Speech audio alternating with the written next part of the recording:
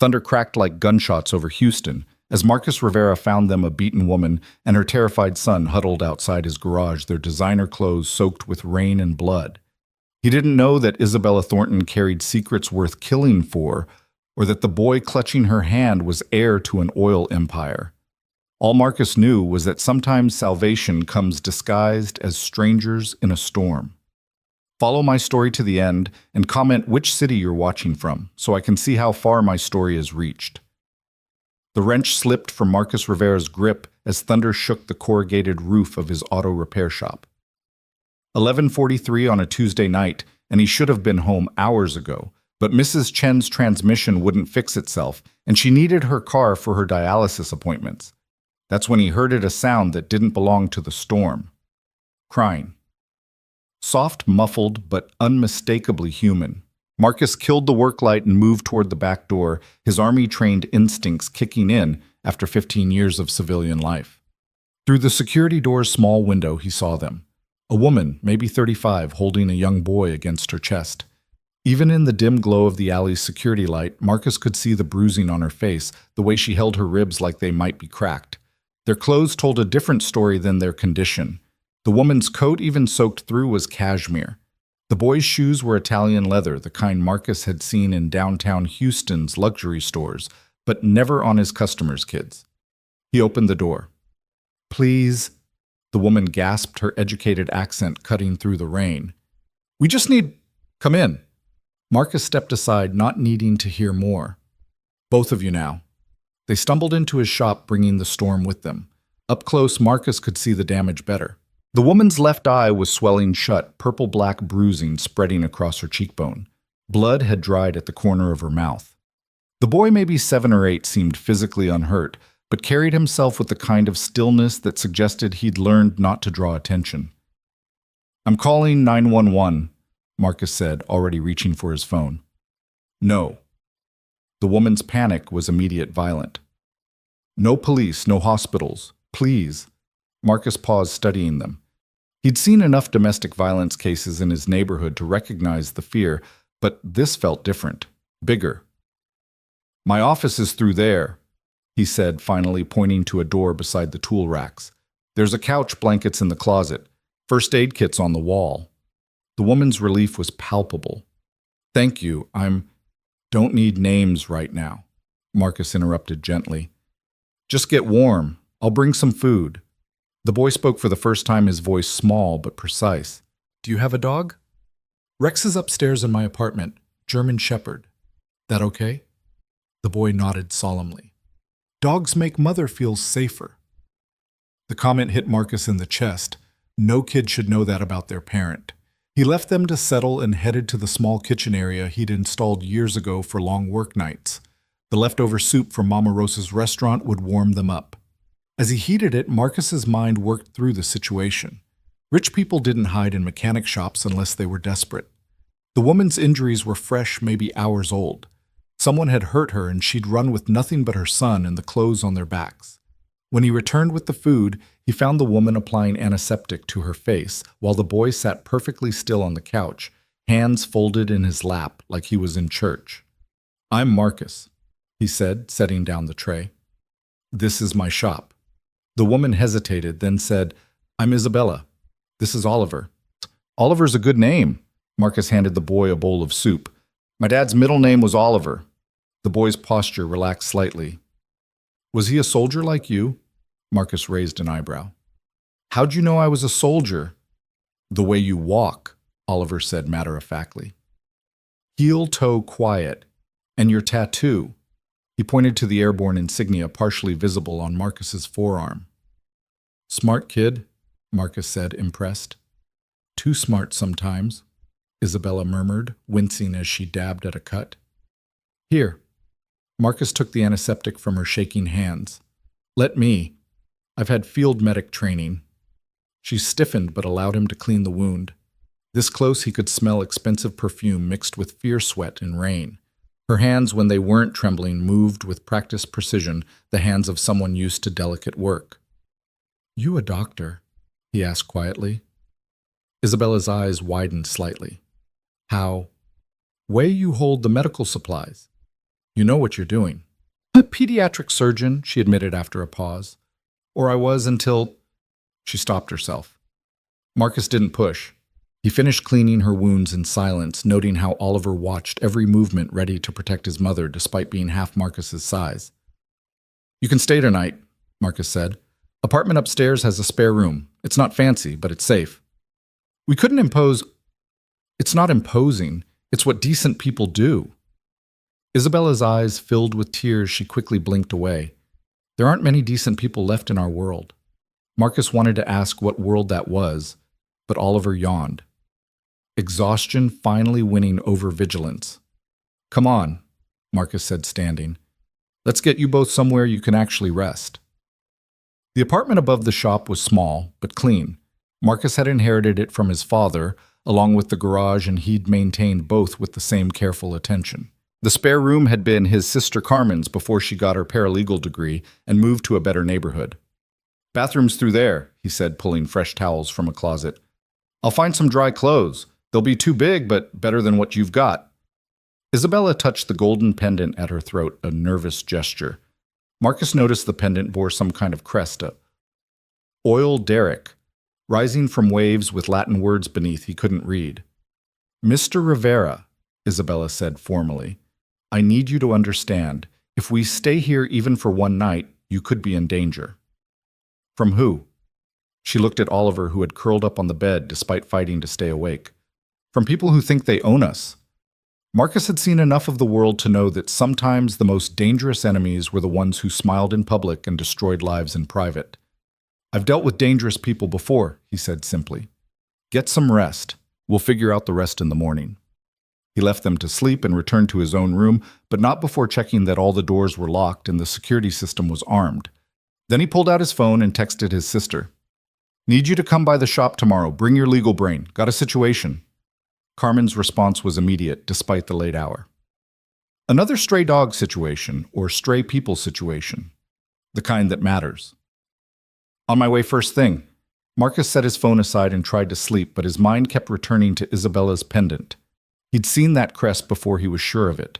Somewhere in Houston's landscape of corporate towers and oil money. The storm continued through the night, rain hammering against windows like it was trying to wash the whole city clean. Somewhere out there, Marcus knew someone was looking for Isabella and Oliver. Someone who'd put those bruises on her face, who'd made a 7-year-old boy learn to recognize danger in footsteps. He'd been running this shop for 15 years, fixing what was broken, helping people get back on the road. But this felt different. This felt like the kind of broken that went deeper than engines and transmissions. The next morning came too soon. Gray light filtering through rain that hadn't stopped. Marcus was already in the shop at 5 a.m. coffee brewing when he heard movement upstairs. Oliver appeared on the stairs, still wearing Marcus's old t-shirt that hung like a dress on his small frame. Mother's still sleeping, he said quietly. She hasn't slept in 3 days. You keeping track? Oliver nodded. Someone has to. The kid's matter-of-fact responsibility broke Marcus's heart. He poured a glass of orange juice and handed Oliver a piece of toast with peanut butter. You like cars? Marcus asked. Father has 23 of them, Oliver said, then immediately looked stricken. I mean, it's okay. 23's a lot of cars. He doesn't drive most of them. He just owns them. Oliver took a small bite of toast. He owns a lot of things. Marcus was about to respond when the shop's front door chimed. Too early for customers. His hand moved instinctively toward the baseball bat he kept behind the counter, but relaxed when he saw Carmen pushing through the door, shaking rain from her umbrella. Joey's watching the kids, she announced, using her nickname for her husband. Now, what's this emergency? Before Marcus could answer, Oliver stood up, extending his hand with perfect formal manners. I'm Oliver. Thank you for coming, ma'am. Carmen shot Marcus a look that said, explain now, but shook the boy's hand. Carmen Rivera. I'm Marcus's sister. Marcus is very kind, Oliver said seriously. Not many people are kind to Mother anymore. Carmen's expression softened. She was seeing what Marcus had seen, a kid forced to grow up too fast, carrying adult worries in a child's body. Why don't you help me with something? Marcus suggested to Oliver. Mrs. Chen's car needs an oil check. Think you can hold the flashlight? Oliver brightened slightly. I can help properly. I've watched our mechanics work. Our mechanics? Carmen asked carefully. Oliver caught himself again, that same flash of fear. I meant at the places we've been. Marcus led Oliver to Mrs. Chen's sedan, setting him up with the flashlight and showing him where to aim it. The boy took the job seriously, holding the light steady without complaint. Okay, Carmen said quietly, moving closer to Marcus. What's really going on? Woman and kid showed up last night. She's been beaten pretty bad. They're running from someone with money. Domestic violence. Yeah, but there's more. She's educated, maybe a doctor. The kid talks about father like he's reading from a script. And there's this... Marcus pulled out his phone, showing Carmen a photo he'd taken of Isabella's pendant while she slept. Recognize this? Carmen studied the image, her paralegal brain already working. That's a corporate crest. Oil company, maybe? The Latin says something about from depths to heights. 23 cars, yes, Marcus said. The father has 23 cars. Carmen's eyes widened. Marcus, if this is corporate money oil, money we're talking about people who can buy judges, cops, anyone. So we just throw them out. I didn't say that. Carmen watched Oliver carefully repositioning the flashlight as Marcus worked. But we need to be smart. Document everything. Create a paper trail. If she's running from someone that powerful, she needs more than just a place to hide. Isabella appeared in the doorway wearing Marcus's old work clothes that swallowed her small frame. Even with the bruising, there was something regal about her posture, the way she held her head. Oliver, she called, panic edging her voice when she didn't immediately see him. He's here helping me, Marcus called back. All good. Isabella relaxed slightly, then noticed Carmen. The two women studied each other with the careful assessment of people who'd learned to judge threats quickly. I'm Carmen, his sister said, extending her hand. I work at Hutchinson and Associates, family law mostly. Isabella shook her hand carefully, favoring her ribs. Isabella, thank you for coming. Marcus says you might need legal help. It's complicated. It always is. But complicated is what I do best. Carmen pulled out her phone. First things first, those injuries need to be documented. Medical reports, photos, everything. Isabella touched her swollen eyes self-consciously. I can't go to a hospital. He has people everywhere. Who's he? Carmen asked gently. Isabella looked at Oliver, still diligently holding the flashlight for Marcus. Her voice dropped to barely a whisper. Alexander Thornton. Carmen's intake of breath was sharp. Thornton energy. That Alexander Thornton. Isabella nodded miserably. Marcus straightened from the engine, his attention fully caught now. Thornton Energy was one of Houston's biggest oil companies, their logo on everything from gas stations to offshore rigs. Alexander Thornton's face was on billboards, charity galas, political fundraisers. You're married to Alexander Thornton, Carmen asked. For 8 years. Isabella's hand went to her pendant again. That's my father's company. Was anyway. Before he died and everything changed. The shop suddenly felt very small, like the walls couldn't contain a secret this big. Mother, Oliver called. Is everything okay? Everything's fine, sweetheart, Isabella managed. Keep helping Mr. Marcus. But Marcus saw the truth in her eyes. Everything was very far from fine. They'd just become involved in something that reached into Houston's highest towers, where money and power made their own rules. A black SUV cruised slowly past the shop's front windows. It might have been nothing. Houston was full of black SUVs. But Isabella went rigid, her face draining of color. Get down, she whispered urgently. Oliver, get down now. The boy didn't question, immediately dropping behind the car. Marcus moved to the window, watching the SUV continue down the street without stopping. Could be anyone, he said, but Isabella was already gathering Oliver, her movements quick and frightened. We need to go. We've put you in danger just by being here. Go where? Marcus asked. You have a plan. Money. Another place to run. Isabella's silence was answer enough. Then you stay, he said firmly. Carmen, What do we need to do legally?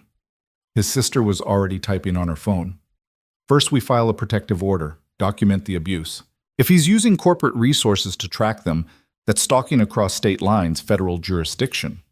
He owns judges, Isabella said desperately. He owns police commissioners. The last person who tried to help me lost her nursing license and had to leave Texas. He doesn't own everyone, Carmen said. I know a judge newly appointed completely clean, and I have a friend at the FBI who specializes in corporate crime. The FBI? Isabella looked terrified. If Alexander Thornton is using company resources to stalk and intimidate you, that's corporate fraud on top of domestic violence. These guys always think they're untouchable, but they always make mistakes. Oliver had pressed himself against his mother's side. Is father coming? The fear in his small voice made Marcus's hands clench. He'd seen terrible things, but something about a child's fear of his own father hit different. Not if I can help it, Marcus said, meeting Oliver's eyes. This shop, this neighborhood, we look after each other. Your father might have money, but we have something better. What? Oliver asked. We have each other. It sounded simple, maybe even naive, standing in a rundown auto shop against the power of oil money. But Marcus had learned in Afghanistan that sometimes the strongest forces were the ones nobody saw coming, the people who stood together because it was right, not because they were paid to. Isabella studied his face like she was trying to decode something. Why would you do this? You don't even know us. I know enough, Marcus said. I know you're hurt and scared. I know your boy deserves better than learning to hide from his father. That's enough. Carmen's phone buzzed. She looked at the screen and frowned. There's already a missing persons report filed. Isabella Thornton and Oliver Thornton possibly kidnapped, possibly mentally unstable and a danger to herself and her child. He's framing me, Isabella said, not surprised. It's what he does, controls the narrative. Then we need to control it better, Carmen said. Marcus, you got security cameras here. Basic system, yeah. Good. Save everything from last night. Time-stamped footage of them arriving showing her injuries. That's evidence he can't spin. The black SUV passed by again slower this time. Marcus made a decision. Both of you upstairs, now! He ushered them up to the apartment, Rex greeting them with a low whine, sensing the tension. The dog immediately positioned himself between Oliver and the door, protective instincts kicking in. Good boy, Oliver whispered carefully, petting Rex's head. Carmen was still strategizing. Isabella, I need you to write down everything. Every incident, every threat, every time he hurt you. Dates, times, witnesses, if any. We build a case so solid that even his money can't knock it down. You don't understand, Isabella said. Alexander doesn't just have money. His father built Thornton Energy from nothing, and Alexander learned every dirty trick. He has files on everyone, judges, cops, politicians. He finds what they're hiding and uses it. Then we don't play his game, Marcus said. We play ours. He pulled out his phone and started making calls. First to Mama Rosa, who ran the restaurant next door and knew everything that happened in the neighborhood. Then to Mr. Chen, whose extended family included cops who still believed in doing the right thing. Then to his old army buddy, James, who ran a security company and owed Marcus more favors than either of them could count. What are you doing? Isabella asked. Building a network. Your husband might own downtown, but this is our territory. Every shop owner, every family in this neighborhood, we've all helped each other through hard times. That creates bonds money can't buy. Within an hour, the network was active. Mama Rosa had her delivery drivers watching for suspicious vehicles. Mr. Chen's nephew, a tech specialist, started monitoring social media for any posts about Isabella and Oliver. James promised to have discreet security watching the shop by nightfall. This is incredible, Isabella said, watching the community mobilize through the apartment window. People don't even know me. They know Marcus, Carmen said. 15 years of fixing cars for free when people can't pay, helping kids with homework in the shop, teaching young men to work with their hands instead of running streets. That builds up. I still don't understand why, Isabella said. Marcus thought about how to explain it. My dad opened this shop in 1978. He was fresh back from Vietnam, had nothing but some tools and determination. This neighborhood took him in, gave him a chance. He passed that forward his whole life. When he died, he left me the shop, and one piece of advice, Fix what's broken, whether it's cars or people. Oliver had been listening intently. My grandfather said something similar. He said business should make lives better, not just make money, but Father says that's naive. Your father's wrong, Marcus said simply. The boy processed this, then asked, could I learn to fix cars? If your mom says it's okay, sure. Isabella's eyes filled with tears. She quickly blinked away. Oliver's never been allowed to. Alexander said manual labor was beneath our station. Nothing honest is beneath anyone, Marcus said. The afternoon stretched on rain, finally breaking to reveal wet streets steaming in sudden sunshine. Isabella documented her injuries with Carmen's help, each photo evidence of Alexander's escalating violence. Oliver stayed with Marcus in the shop, learning to organize tools, his natural precision making him a quick study. Mr. Marcus, Oliver said suddenly, what if Father finds us? Marcus knelt to the boy's level. Then we deal with it together. But Oliver, you need to know something. Real strength isn't about hurting people. It's about protecting them. Your father might not understand that, but you can learn different. Mother says Father wasn't always mean. She says money changed him. Money changes a lot of people, but it doesn't have to change you. Oliver considered this with the gravity of someone much older. I don't want to be like him. Then you won't be. The shop door chimed and Marcus tensed, but it was just Mrs. Chen coming for her car. She took one look at Oliver wearing Marcus's too big shop shirt, and her grandmother instincts kicked in immediately. This handsome boy helping you, Marcus? She asked in her accented English. Yes, ma'am, Oliver said politely. I'm learning about transmissions. Smart boy. You hungry? I bring too much food from my son's restaurant. She produced containers that definitely hadn't been accidents. Chicken and rice very good. As Oliver ate, Mrs. Chen pulled Marcus aside. My nephew Lawrence, the one in HPD. He says Thornton's people are pushing hard, claiming kidnapping. But Lawrence also says lots of cops don't like Thornton. Too many accidents at his refineries, too many workers hurt and paid to stay quiet. Can Lawrence help? He's watching. If they come here with anything illegal, he'll know. The network was holding, but Marcus knew it was temporary. Alexander Thornton hadn't built an empire by giving up easily. As evening approached, Isabella ventured back into the shop, moving carefully around her injuries. She watched Oliver helping Marcus with an oil change, her expression soft with something that looked like hope. He's never been this relaxed, she said quietly. Even before things got bad, there was always pressure. The right schools, the right behavior, the right image. Well, kids need to be kids, Marcus said. Alexander would say that's low-class thinking. Alexander sounds like he needs a good mechanic. Isabella actually laughed, soft and surprised. What? He's running on the wrong fuel. All that hate and control, it's corrosive. Eventually it breaks down everything. She studied him with those intelligent eyes. You're not what I expected. What did you expect? I don't know. When you're desperate, you don't expect kindness. You just hope for survival. The moment stretched between them, something unspoken but understood. Then Oliver called out, Mom, look, I did it right. He'd successfully completed his first oil check dipstick, held triumphantly.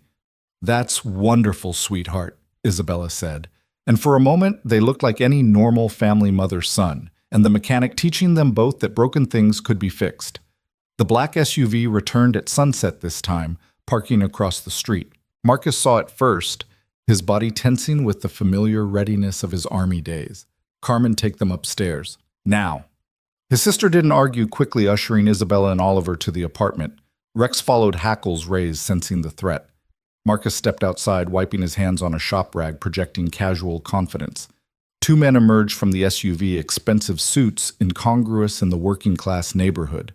Private security, Marcus recognized the type ex-military or ex-cops hired to intimidate. Shop's closed, Marcus said evenly. The taller one, built like a linebacker, smiled without warmth. We're looking for someone, a woman and a boy. Someone said they might have come through here. Lots of people come through. It's a shop. This woman's special, the shorter one said, producing a photo of Isabella. She's sick, needs help. Her husband's very worried. Haven't seen her. The tall one stepped closer, just inside Marcus's personal space. You sure about that? Because Mr. Thornton rewards helpful people, and he remembers unhelpful ones. Marcus had faced down Taliban fighters and Iraqi insurgents. 2 corporate thugs didn't even raise his heart rate. Like I said, haven't seen her. The shorter one pulled out a business card. If she shows up, call this number. There's a finder's fee. $50,000. That's a lot of money, Marcus said, taking the card. Mr. Thornton values his family. They returned to the SUV, but Marcus noticed they didn't drive away.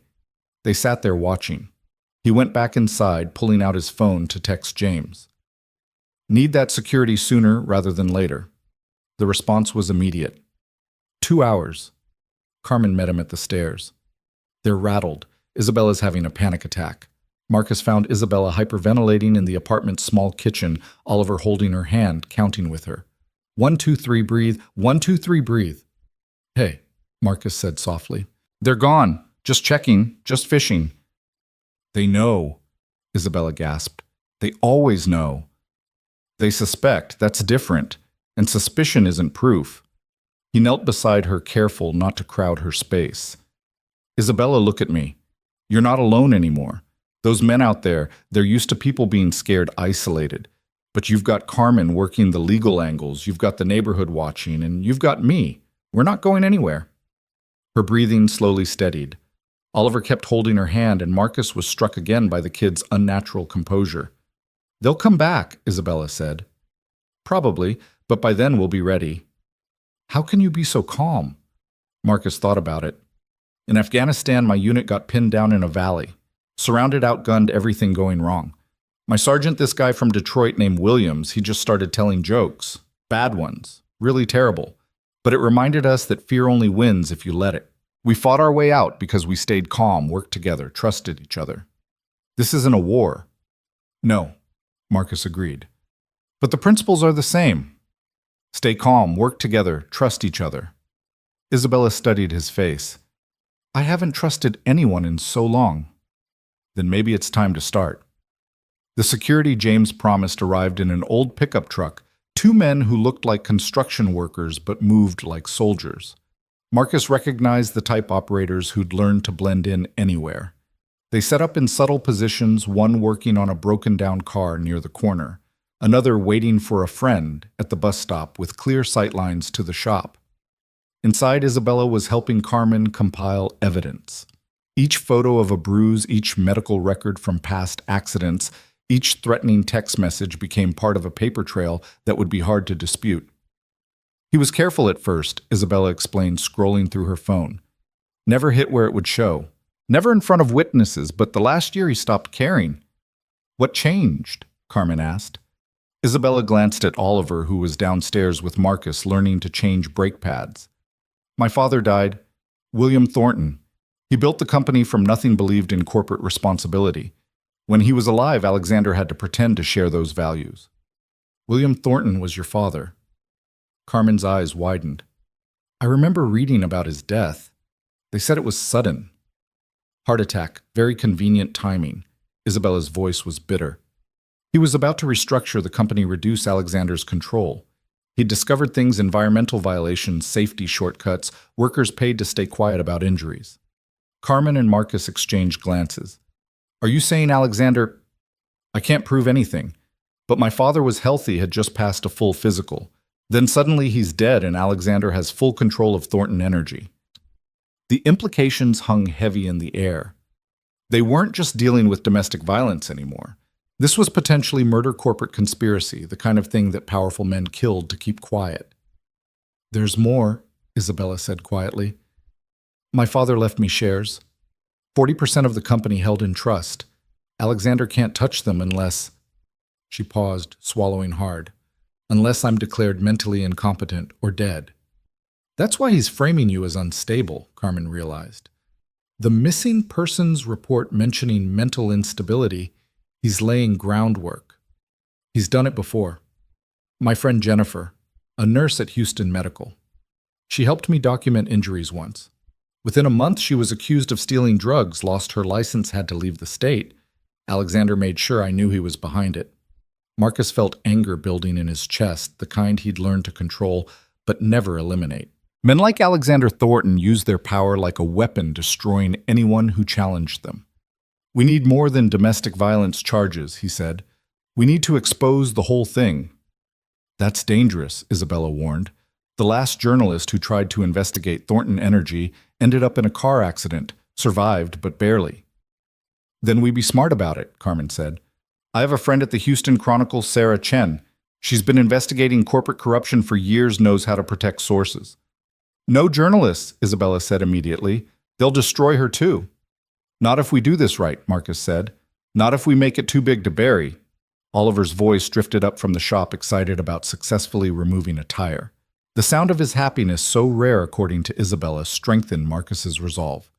This kid deserved a chance at a normal life, not one spent running from his father's shadow. That night they ate dinner together in Marcus's small apartment takeout from Mama Rosa's, the older woman refusing payment and sending extra portions for the growing boy. Oliver sat between Marcus and Isabella Rex at his feet, looking more relaxed than Isabella had ever seen him. In my house, Oliver said suddenly, we eat in the formal dining room. Father times how long we take. Says efficiency matters in everything. Food's meant to be enjoyed, Marcus said. Take your time. Father says, Oliver stopped himself, a habit Isabella recognized. Your father's not here, she said gently. You can speak freely. Oliver looked between them, then said quietly, Father says poor people have no discipline. That's why they're poor. Marcus could see Isabella's shame, but he addressed Oliver directly. You know what makes someone rich? Oliver really rich. The boy shook his head. Having people who care about you. Having skills that help others. Having integrity nobody can buy. Your father has money, but I don't think he has any of those things. Oliver considered this seriously. He has employees, hundreds of them. That's not the same as people who care about you. Those employees, do they seem happy? No, Oliver admitted. They're scared of him. Everyone's scared of him. Are you scared of him? Oliver's silence was answer enough. Well, Marcus said, you don't have to be scared here, neither of you do. After dinner, while Oliver played with Rex in the living room, Isabella helped Marcus clean up. Their movements in the small kitchen created a forced intimacy, her reaching around him for dishes, him steadying her when her ribs made her wince. You're good with him, she said softly. Oliver hasn't trusted an adult man since maybe ever. He's a good kid, just needs to learn it's okay to be a kid. Isabella was quiet for a moment, then said, I married Alexander when I was 24, just out of medical school. He was charming, successful, everything my father wanted for me. The abuse started small, criticism, isolation, control. By the time it became physical, I was so broken down I thought I deserved it. Nobody deserves that. I know that now. But when you're in it, when someone systematically destroys your sense of self, I was a surgeon, Marcus. I saved children's lives, but I couldn't save myself. Marcus turned to face her fully. You got out. You got Oliver out. That takes incredible strength. I should have left sooner. You left when you could. That's what matters. She looked up at him, and Marcus was struck by how small she seemed, how much damage she'd absorbed while trying to protect her son. Without thinking, he reached out and gently touched the bruise on her cheek. Isabella didn't pull away. Instead, she leaned into his touch slightly, her eyes closing. I don't even know who I am anymore, she whispered. Without the fear, without the running, who am I? You're a survivor, Marcus said. A mother, a doctor. You're Isabella, and that's enough. The moment stretched between them, fragile and important. Then Oliver called out, Mom, Rex knows how to shake hands. Isabella stepped back, the spell broken, but something had shifted. A recognition of possibility beyond mere survival. The next morning brought bad news. Carmen arrived early, her face grim. Alexander's filed for emergency custody, she said without preamble, claiming Isabella kidnapped Oliver, that she's mentally unstable and a danger to the child. Isabella sank into a chair, all color draining from her face. The hearing. Tomorrow. Judge Morrison. He's not one of the clean ones. Alexander owns him, Isabella said flatly. 3 years ago, Morrison's son was arrested for DUI, killed someone. Charges disappeared. Alexander made it happen. Then we need leverage, Marcus said. Something that makes it too costly for Morrison to just hand Alexander what he wants. Like what? Isabella asked desperately. Alexander's covered every angle. Marcus thought about it, his strategic mind working through options. Carmen, your friend at the Chronicle, what if she just happened to be at the courthouse tomorrow? With a photographer? Media attention. Carmen nodded slowly. Morrison won't want to look obviously corrupt on camera. And we packed the courtroom, Marcus added. Every person from this neighborhood who Isabella's helped since she's been here. Make it clear this isn't happening in darkness. I haven't helped anyone, Isabella protested. You checked Mrs. Chen's blood pressure yesterday, Marcus reminded her. Diagnosed Mr. Rodriguez's grandson's rash. Helped 3 different customers with medical questions while working in the shop. That's just basic. That's helping. And this neighborhood remembers who helps. They spent the day preparing. Isabella practiced her testimony with Carmen while Marcus and Oliver worked in the shop, maintaining a veneer of normalcy. But Marcus noticed the boy's tension, the way he startled at every car door slam. You scared about tomorrow? Marcus asked directly. Oliver nodded, his small hands clutching a wrench. What if the judge makes me go back? Then we keep fighting, legally properly, but we don't stop. Father always wins. Nobody always wins, Oliver. And your father's never fought people like us before. That afternoon, Alexander's lawyers arrived. 3 of them in suits that cost more than most people's cars, carrying briefcases full of documents. They walked into the shop like they owned it. Mr. Rivera, the lead lawyer said, his tone condescending. I'm James Whitman from Whitman Cross and Associates. We represent Alexander Thornton. Good for you. We're here to collect Mrs. Thornton and Oliver. We have a court order. Let me see it. The lawyer produced a document. Marcus read it carefully, his high school education supplemented by years of learning to spot bureaucratic bullshit. This is dated tomorrow, he said. It's not valid yet. The lawyer's smile was sharp. A technicality. The law's full of those, isn't it? Marcus handed the paper back. Come back tomorrow with a valid order. Mr. Rivera, you should know that harboring a kidnapper is a federal crime.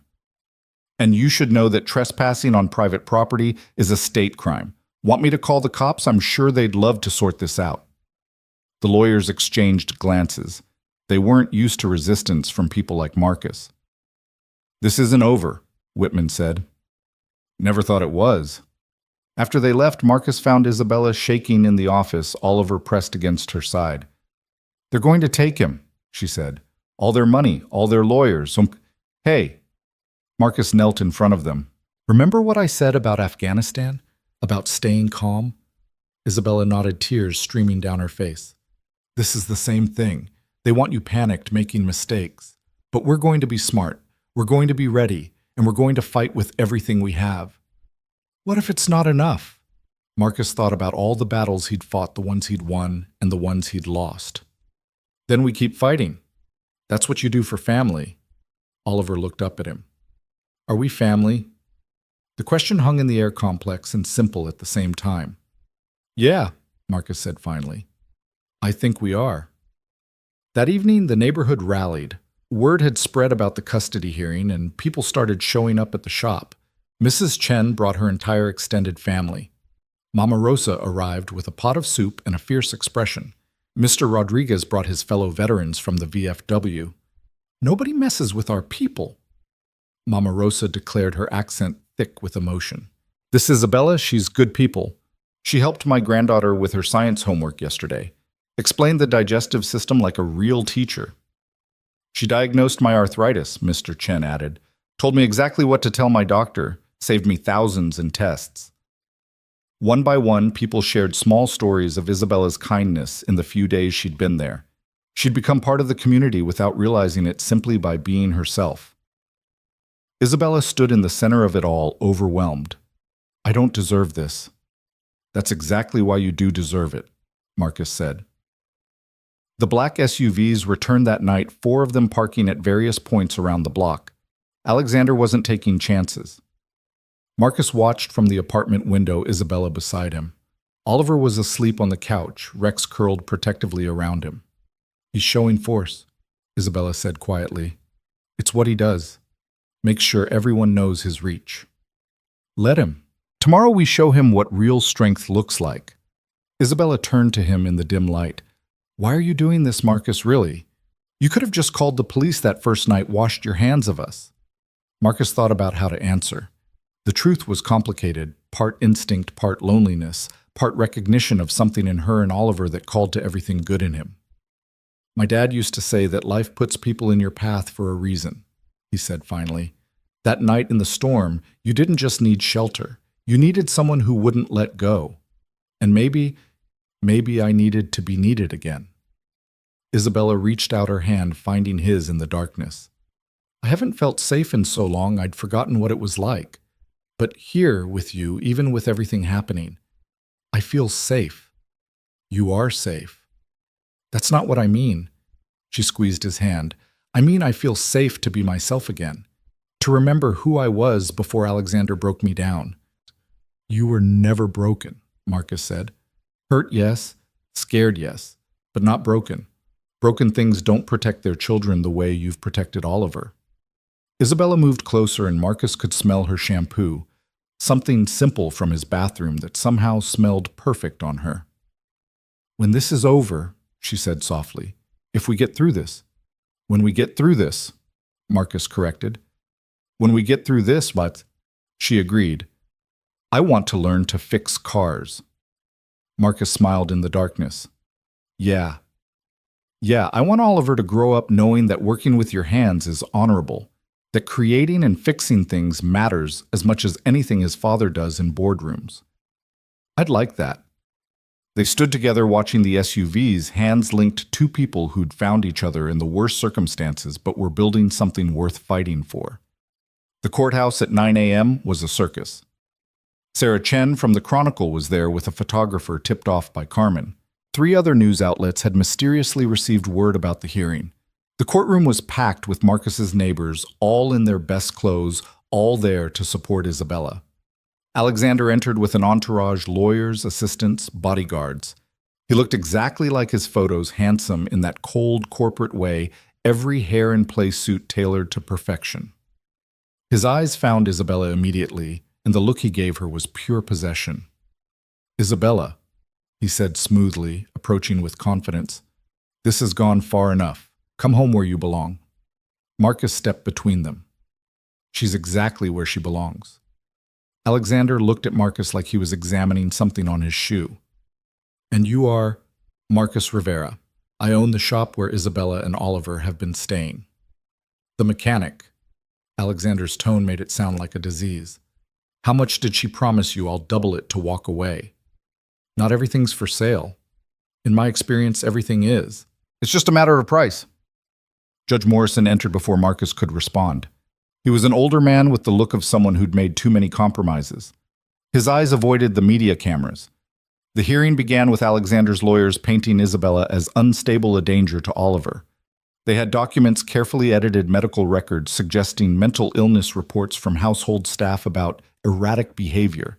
Even a psychiatrist who'd never met Isabella testifying via affidavit about probable diagnoses.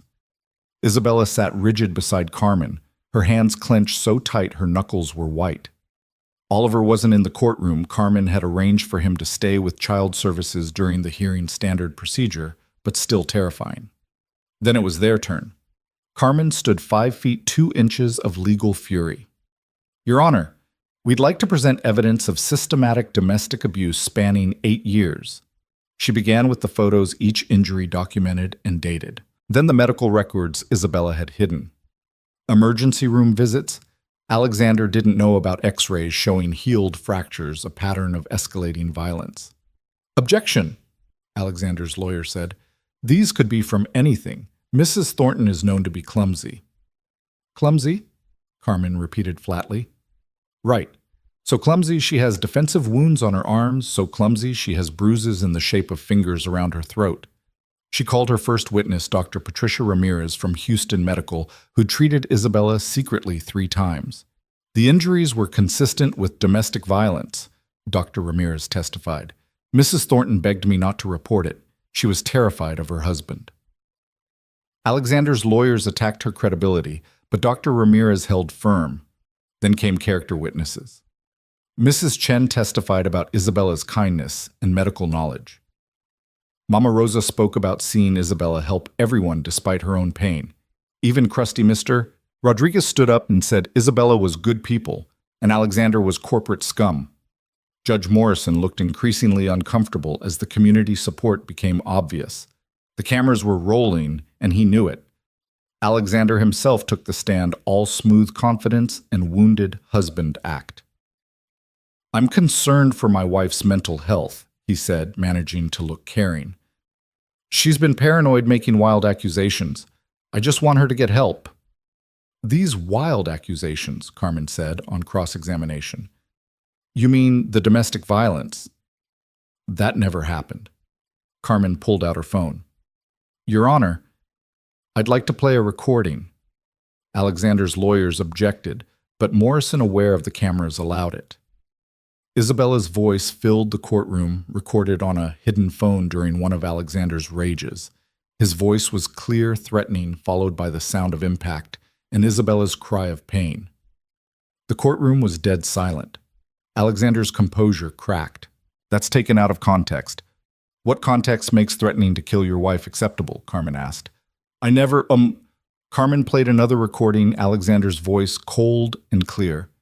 "If you ever try to leave me, I'll kill you and make it look like suicide. Who would doubt it? Everyone knows you're unstable." The media was furiously taking notes. Alexander's lawyers were whispering urgently. Then Isabella took the stand. She spoke quietly but clearly, describing years of abuse, isolation, control. She talked about Oliver witnessing violence, about her father's suspicious death, about the systematic destruction of anyone who tried to help her. "Why didn't you leave sooner?"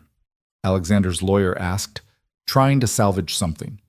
"Where would I go? He controlled our finances, had me followed, threatened anyone who helped me. He owns judges, police, media.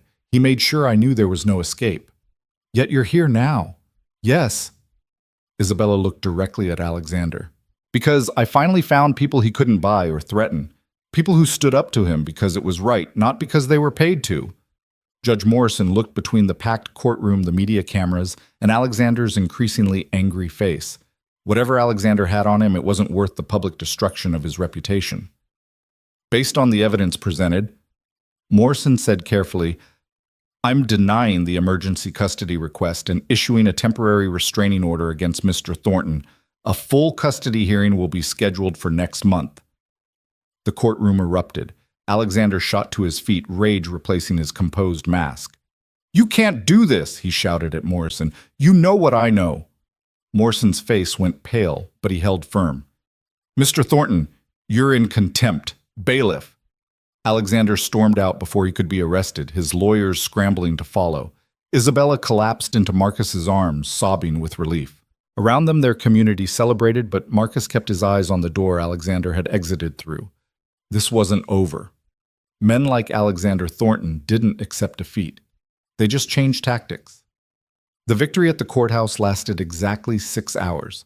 Marcus was teaching Oliver how to check tire pressure when his phone rang. Carmen's voice was tight with panic. "They've frozen Isabella's medical license. Some anonymous complaint about mental instability and drug abuse. The Texas Medical Board just suspended her pending investigation." Isabella, who'd been organizing the shop's inventory system, dropped the clipboard she was holding. She'd heard enough. "He's destroying my career," she said numbly. "Even if I win custody, I'll have no way to support Oliver." "We'll fight it," Marcus said immediately. "With what money? Alexander has unlimited resources. I have nothing." "You have us." But even as he said it, Marcus knew they were entering dangerous territory. Alexander had been humiliated in court, and his response would be swift and vicious. That night, Oliver couldn't sleep. Marcus found him sitting on the apartment's fire escape, looking out at Houston's skyline, where Thornton Energy's towers dominated the view. "My grandfather built those," Oliver said quietly. "He used to take me to the top floor, show me the city. He said business was about building things that lasted." Marcus sat beside him, the metal grating cold through his jeans. "Tell me about your grandfather." "William Thornton." Everyone called him Will. He was different from Father. He'd shake hands with janitors, knew everyone's names. He started with one oil rig in the Gulf, built everything himself. He sounds like a good man. Father hated him. Oliver's voice was matter of fact. They'd fight about the company. Grandfather wanted to invest in renewable energy cleaner drilling. Father said it was weak thinking. What do you think? Oliver was quiet for a long moment. I think Grandfather was right. He gave me something before he died. Said to keep it secret from Father. The boy pulled out a small USB drive on a chain around his neck, hidden under his shirt. He said it was insurance, that if anything happened to him, I should give it to someone Father couldn't buy. Marcus's pulse quickened. Have you looked at what's on it? I don't have the password. Grandfather said I'd know it when I was ready. Before Marcus could respond, glass shattered in the shop below.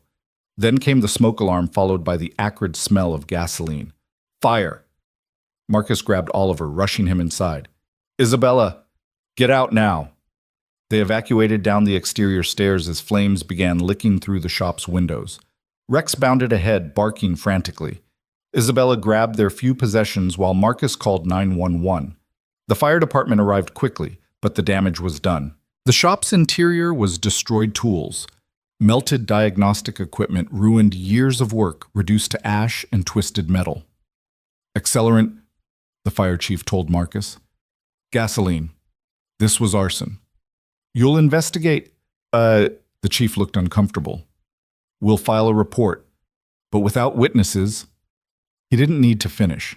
Everyone knew Thornton Energy donated heavily to the fire department's pension fund. They stood in the street watching firefighters douse the last flames.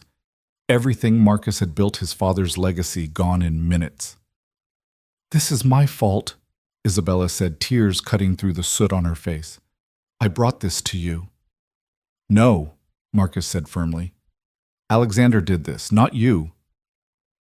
Mr. Chen appeared with blankets and his grandson Tommy, who worked in IT. You stay with us tonight, he insisted. Tomorrow, we rebuild. With what? Marcus asked, gesturing at the destroyed shop. Insurance will take months if they pay at all. With this, Mama Rosa said, appearing with a coffee can. Collection from the neighborhood, we take care of our own. More neighbors arrived, each bringing something money tools that had been borrowed and never returned offers of labor. The community that had watched Marcus help others for 15 years was paying it back.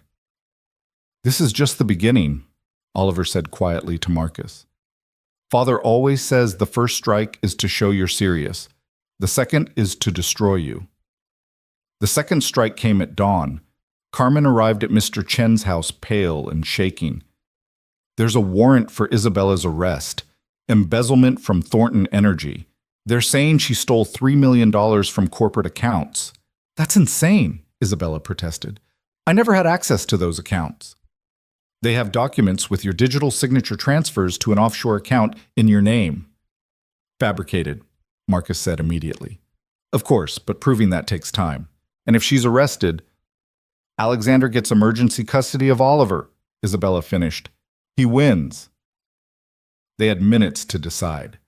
Police sirens were already approaching. Tommy. Marcus turned to Mr. Chen's grandson. That USB drive Oliver has, can you crack it? Maybe, but I'd need time. Then buy us time. Marcus grabbed his phone, calling Sarah Chen at the Chronicle. How fast can you get here with a camera crew? 20 minutes? Make it 10. When the police arrived, they found Isabella sitting calmly at Mr. Chen's kitchen table, being interviewed by Sarah Chen while cameras rolled. The arrest would be public documented, impossible to bury. Mrs. Thornton, the lead officer said, uncomfortably aware of the cameras. We have a warrant for your arrest. On what charges? Carmen demanded, legal pad ready. Embezzlement, fraud, theft of corporate assets. Based on what evidence? The officer looked increasingly uncomfortable as Carmen grilled him on camera, but they still had to make the arrest. As Isabella was handcuffed, she looked directly at the camera. My name is Isabella Thornton. My husband, Alexander Thornton, is framing me for embezzlement because I reported his domestic violence. This is what happens when you stand up to powerful men in Houston. The footage was online within an hour, viral within 3. Marcus kept Oliver close as they watched Isabella being driven away. The boy stood rigid, his grandfather's USB drive clutched in his hand. "We need to get into that drive," Marcus said to Tommy. "It might be the only thing that can save her." Tommy set up his equipment in Mr. Chen's basement, multiple computers humming as he worked on cracking the encryption. Oliver sat beside him, suggesting passwords, birthdays, anniversaries, company milestones. Nothing worked. "It would be something only you would know," Tommy said. "Something personal between you and your grandfather." Oliver thought hard, then suddenly brightened. "The derricks." "What?" "Grandfather used to tell me stories about the first oil derricks. He'd say, 'From depths to heights, Oliver. Remember that. We rise from where we dig deep.'" "From depths to heights," Tommy typed. "That's the company motto." The screen unlocked. Files flooded the display, financial records, emails, recorded conversations. William Thornton had documented everything: Alexander's embezzlement, the safety violations that killed workers, bribes to officials, and most damning conversations about eliminating William himself. "Your grandfather knew," Marcus said softly. "He knew Alexander was planning something." One file was labeled "For Oliver." They opened it to find a video of William Thornton recorded weeks before his death. "Oliver." His grandfather's voice filled the room. "If you're watching this, it means Alexander has shown his true nature. I'm sorry I couldn't protect you and your mother better, but I've left you tools to fight back." The video detailed hidden accounts Alexander didn't know about, shares in the company, held in blind trusts, and evidence of every crime Alexander had committed. "Your mother is a good woman," William continued. "Alexander fooled us all at first, but she deserves better. So do you. The company I built was meant to provide energy to the world, not destroy lives for profit. Help your mother rebuild it correctly." Oliver was crying silently, seeing his grandfather again, hearing confirmation that someone else had seen what he'd seen. "There's more," Tommy said, scrolling through files. "Medical records. William Thornton was poisoned. Small doses of digitalis over months, making his heart condition worse." "Alexander killed him," Marcus said flatly, "and we can prove it." While Tommy compiled the evidence, Marcus worked his network. James's security team took shifts watching Oliver. Carmen filed motion after motion, buying time in the legal system. Sarah Chen prepared a massive expose with the Chronicle. But they needed Isabella out of jail to use any of it. The bail hearing was set for the next morning. Alexander would be there, his lawyers ready to argue she was a flight risk. The judge was one Alexander had definitely bought. No amount of media attention would change that. Marcus sold everything he had left: his truck, his father's tool collection, even his army medals. Combined with the neighborhood collection, they had almost enough for bail. Almost.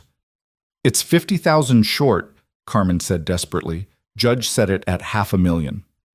Marcus was about to despair when Nicholas Thornton walked into Mr. Chen's house. Alexander's younger brother looked terrible, hollow-eyed, unshaven, carrying himself like a man approaching the gallows. "I have something to say," he announced to the room of suspicious faces. Marcus stood ready to throw him out, but Nicholas held up his hands. "I know what my brother is. I've always known. I've been a coward taking his money, staying quiet. But William," his voice cracked, "William was like a father to me too. And Alexander killed him." "You know this?" Carmen asked sharply. "I suspected. Now with everything happening, I'm certain." Nicholas pulled out a checkbook. 50,000 for Isabella's bail, and my testimony about Alexander's crimes." "Why?" Marcus asked. "Why now?" Nicholas looked at Oliver. "Because that boy deserves better than growing up like Alexander and I did, poisoned by greed, and taught that power means crushing others. William saw it happening and tried to stop it. I owe him this much." They made bail with minutes to spare. Isabella walked out of jail into a crowd of supporters and media. Alexander was there, his face twisted with rage, as his perfectly controlled world continued to crumble. "This isn't over," he snarled at Marcus. "No," Marcus agreed. "It's just beginning." That night they gathered in Mama Rosa's restaurant, the only safe place left. Isabella held Oliver close while reviewing the evidence from William's USB drive. Her tears fell freely as she watched her father's video, heard him apologize for not protecting her better. He knew, she kept saying. He knew and tried to stop it. And now we finish what he started, Marcus said. She looked at him across the table, this mechanic who'd lost everything protecting her and Oliver. I can't ask you to do more. You're not asking, I'm choosing, Carmen interrupted with urgent news. Emergency board meeting tomorrow. Alexander's trying to force through a vote to remove Isabella's shares based on the embezzlement charges. Can he do that? If he has the board's support, which he's buying as we speak. Isabella stood William Thornton's daughter in every line of her body. Then we crashed the meeting. It's a closed session. Not to a 40% shareholder, it's not. She turned to Nicholas. You still have your shares, 15%. Combined, we have 55%. We can call our own vote. Vote on what? Carmen asked. Isabella smiled, and it was sharp as a blade. Removing Alexander as CEO and investigating every crime he's committed in the company's name. The plan was dangerous. Alexander would have security, would have lawyers, would have every weapon money could buy. But they had something else, truth, evidence, and a growing army of people Alexander had wronged. Tomorrow, Isabella said, looking at each of them. Tomorrow, we take back my father's company. Marcus thought about his destroyed shop, about everything he'd lost. Then he looked at Oliver, brave and brilliant, and Isabella, fierce and unbroken, despite everything. Some things were worth any price. The third strike came at 3 a.m. Marcus woke to Rex growling, then gunshots. The windows of Mama Rosa's restaurant exploded in a shower of glass. Professional suppressed weapons, not street guns. Oliver, Isabella screamed. Marcus found them pulling both under a table as more shots perforated the walls. His military training kicked in, counting shooters, tracking angles, looking for exits. Kitchen door, so he said. Stay low. They crawled through broken glass, Rex leading the way. Behind them, boots on broken glass. Alexander wasn't using lawyers anymore. The kitchen's back door opened onto an alley. Marcus's car, borrowed from James, was parked there. They almost made it when a figure stepped from the shadows. Not a gunman. Tommy Chen holding a laptop. This way, he hissed. I've been monitoring police channels. Alexander's people are jamming them, but I've got a clear signal to stream everything. Stream what? Tommy held up his phone, already recording. This. Alexander Thornton hiring mercenaries to kill his wife and son. Lived to 20,000 viewers and climbing. The shooters rounded the corner and stopped seeing the camera. In today's world, even killers feared going viral. Fall back, one said into his radio. Abort. They melted into the night, but the damage was done. Mama Rosa's restaurant was destroyed, and the message was clear. Alexander would kill them all before giving up power. The board meeting, Isabella said. He's trying to stop us from getting there. Then we make sure everyone knows why, Marcus said. He turned to Tommy. Can you stream the whole thing? Give me 10 minutes and decent Wi-Fi. Dawn came with Houston holding its breath. The attempted assassination was all over the news. Hester Thornton Crimes was trending globally. The FBI had finally taken notice, agents arriving at the scene. But the board meeting would still happen. Corporate law didn't stop for attempted murder. Marcus dressed in his only remaining suit salvaged from what was left of his apartment. Isabella wore a simple black dress Carmen had bought professional, but not trying to compete with Alexander's money. Oliver insisted on coming wearing his grandfather's cufflinks Nicholas had brought him. You sure about this? Marcus asked Isabella as they prepared to enter Thornton Energy's headquarters. My father built this company to power cities and create jobs. Alexander turned it into a weapon. Yes, I'm sure. The building's lobby was packed with media. Alexander had tried to bar them, but Sarah Chen had a court order, public interest in a publicly traded company. Every major outlet was there. Alexander stood at the elevator banks with his security, his handsome face ugly with rage. You're not getting up there. Actually, we are. A familiar voice came from behind them. James Marcus's army buddy stood with a full team of federal marshals. FBI is very interested in this meeting. Corporate fraud, attempted murder, interstate commerce violations. We'll be escorting Mrs. Thornton. Alexander's face went white. His lawyers whispered urgently, but there was nothing they could do. Federal authority trumped corporate security. The boardroom was on the 40th floor, all glass and mahogany and corporate power. The board members, 12 aging white men who'd rubber-stamped Alexander's decisions for years, sat nervously as FBI agents took positions around the room. "This is illegal," Alexander started. "No," Isabella said, taking her father's seat at the table. "This is justice." She placed William's USB drive on the table. "Gentlemen, I have here evidence of systematic fraud, murder, and embezzlement committed by Alexander Thornton. You have two choices: vote to remove him and cooperate with authorities, or go down with him." One by one, she played the recordings. Alexander discussing killing William, bragging about bribing judges, planning the cover-up of worker deaths. The board members' faces went from nervous to horrified as they realized their own complicity. "You all knew," Isabella said quietly. "Maybe not everything, but enough. You chose profits over lives, power over principles. My father would be ashamed." Nicholas stood. "I motion to remove Alexander Thornton as CEO and appoint Isabella Thornton as interim director pending a full investigation." "Seconded," said one board member, quickly seeing which way the wind was blowing. The vote was unanimous except for Alexander, who sat frozen as his empire crumbled. "You can't do this, what?" he said, but his voice lacked its usual force. "I own this company." "No," Oliver said, speaking for the first time.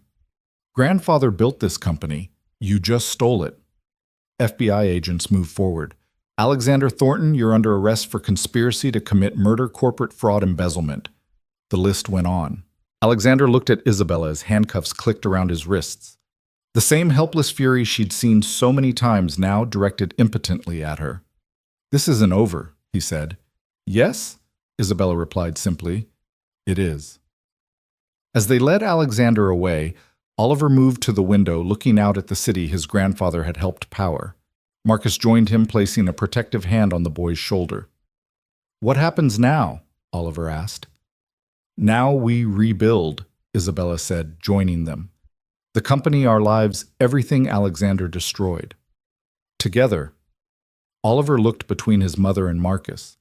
Marcus met Isabella's eyes over Oliver's head. They'd been through hell, lost everything, found each other. Whatever came next, they'd face it as a family. "Together," Marcus confirmed. The FBI raid on Thornton Energy happened at dawn 3 days after Alexander's arrest. Agents carried out boxes of documents while news helicopters circled overhead. Isabella stood in what had been Alexander's office, now stripped of his vanity photographs and trophy displays, watching the city wake up to a new reality. "The board wants to talk," Nicholas said from the doorway. He'd been helping investigators, providing passwords and explaining Alexander's network of corruption. "They're scared. They should be." Marcus entered with coffee and Oliver, who'd insisted on coming to the office every day since his father's arrest. The boy was documenting everything with a composition notebook, his way of processing the chaos. 43 shell companies, Oliver read from his notes. 16 offshore accounts, 9 officials on the payroll. "Your grandfather would be proud," Isabella said. "You're doing what he did, keeping records, finding truth." The interim board meeting was tense. The remaining members, those not arrested in the FBI sweep, sat like condemned men awaiting sentencing. "Thornton Energy is facing bankruptcy," the CFO reported. "Lawsuits from injured workers, environmental violations, the FBI asset freeze. We have maybe 3 months of operating capital." "Then we have 3 months to save it," Isabella said. "Save it." Board member Harrison laughed bitterly. "The company's reputation is destroyed. The company's reputation was built on lies. We'll rebuild it on truth." She outlined her plan: full cooperation with authorities, compensation for all victims, and a radical restructuring toward renewable energy, her father's original vision before Alexander corrupted it. "That's corporate suicide," another member protested. "No," Marcus said from his position by the window. "That's corporate redemption." The vote was close, but Isabella's plan passed. She was officially CEO of a company on the brink of collapse, with her abusers' allies still embedded throughout the organization. That night in the apartment Carmen had helped them rent, Isabella collapsed on the couch. The weight of everything, the trial preparation, the company crisis, the constant security concerns, was crushing. "I don't know if I can do this," she admitted to Marcus. He sat beside her, Rex settling at their feet. Oliver was in his room, finally sleeping peacefully for the first time in weeks.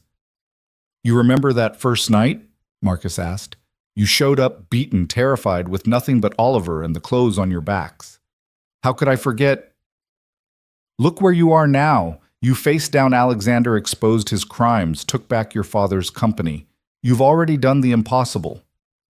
Isabella leaned against his shoulder, allowing herself this moment of vulnerability. "I couldn't have done any of it without you." "Sure you could have. Might have taken longer, but you'd have found a way. You're the strongest person I know." She turned to look at him, their faces close in the lamplight. "Marcus, when this is over, when things are stable." "I know," he said softly. "Me too." The kiss was gentle, a promise of possibilities once the storms passed.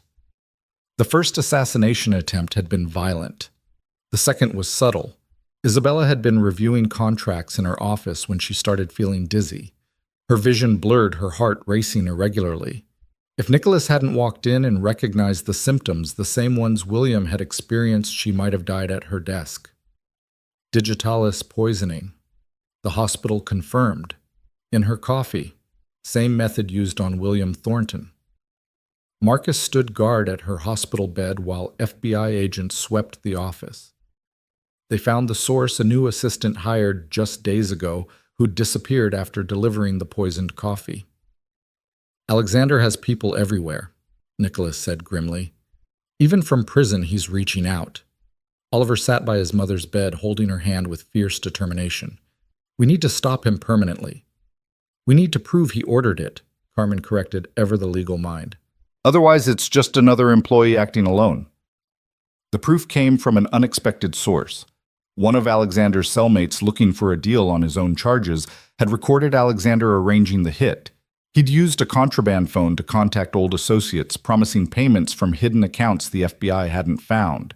The recording was damning. Alexander's voice cold and clear. "Killer. Make it look natural. The boy too, if possible." Even Marcus, who'd seen humanity's worst in war, was shaken by the casual evil in ordering the death of his own son. The federal prosecutor added attempted murder to Alexander's charges. No possibility of bail now. But the damage to Isabella was done. The poison had weakened her heart, requiring weeks of recovery. She ran the company from her hospital bed, Marcus coordinating between her and the office, Oliver doing homework beside her, absorbing business lessons between math problems. "The refinery workers are protesting," Nicholas reported during one visit. "They think you're going to shut everything down, cost them their jobs." "Then we need to talk to them," Isabella said. Against doctor's orders, she checked herself out for one day. Marcus drove her to the main refinery where hundreds of workers had gathered. These were the people Alexander had poisoned with toxic conditions, then threatened into silence. Now they feared Isabella would abandon them entirely. She stood before them, still weak but determined, and spoke from the heart. "My father built this company with his own hands. He believed energy work was noble work. Alexander corrupted that, turned you into expendable resources. I'm here to promise you something different." She outlined her plan. Retrofitting refineries for cleaner processing, retraining programs for renewable energy sectors, and most importantly, full health care for every worker and their families, including treatment for all work-related illnesses. "Alexander made you choose between your health and your paycheck," she said. "I'm eliminating that choice. You'll have both, or I'll shut it all down and start over." The crowd was skeptical until an older worker, Miguel Valdez, stepped forward. "I knew your father. He gave me my first job 30 years ago. You have his eyes." He extended his hand. "We'll give you a chance."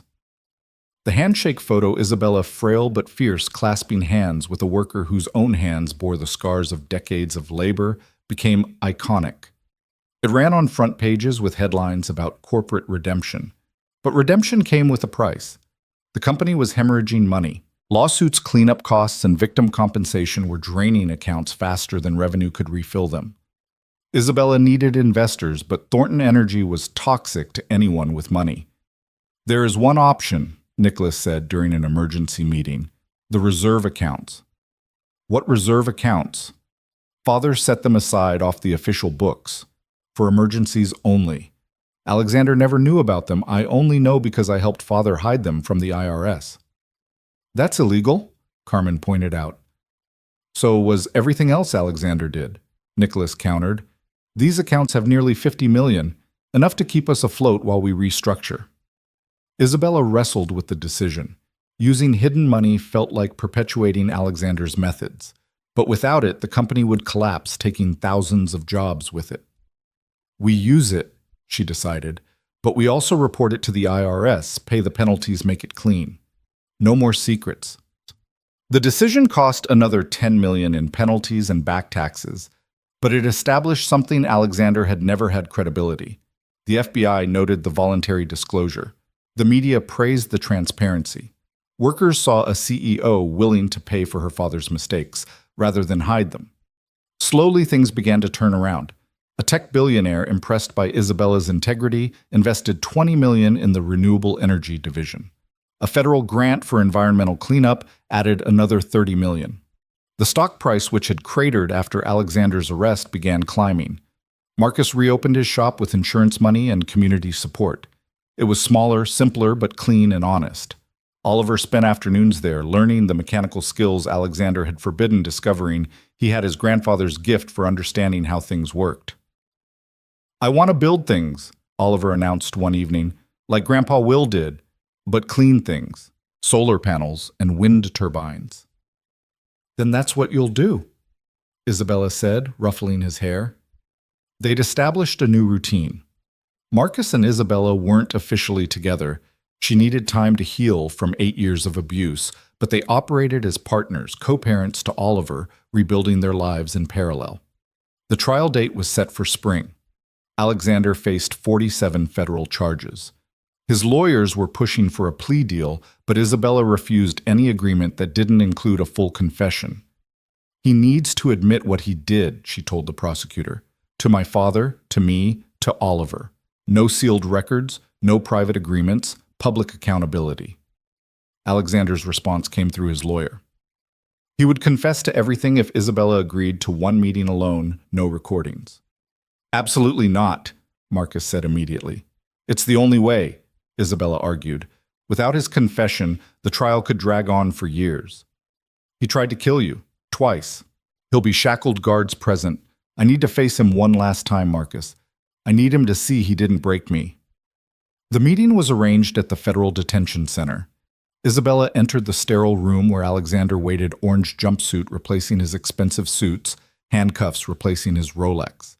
He looked smaller, older, his carefully maintained appearance crumbling without his team of stylists and trainers. "Isabella," he said, trying for his old commanding tone, but achieving only hollow bravado. She sat across from him, steady and calm. "Alexander, you've destroyed everything." "No, you destroyed everything. I'm just cleaning up the mess." His face contorted. "That company was mine. I earned it." "You stole it. From my father, from the workers, from everyone who believed in what it could be. Your father was weak. His renewable energy dreams would have bankrupted us." Isabella pulled out a folder. "Actually, I ran the numbers. His renewable plan would have made Thornton Energy the industry leader within a decade. You killed him out of greed, not business sense." For the first time, Alexander's mask completely dropped. "He was going to cut me out. After everything I'd done, he was going to leave control to you. So you poisoned him. He was old anyway." The casual admission hit Isabella like a physical blow, but she didn't flinch. "And me? What was your excuse for the abuse?" "You needed to learn your place." "My place," Isabella repeated. "And where was that?"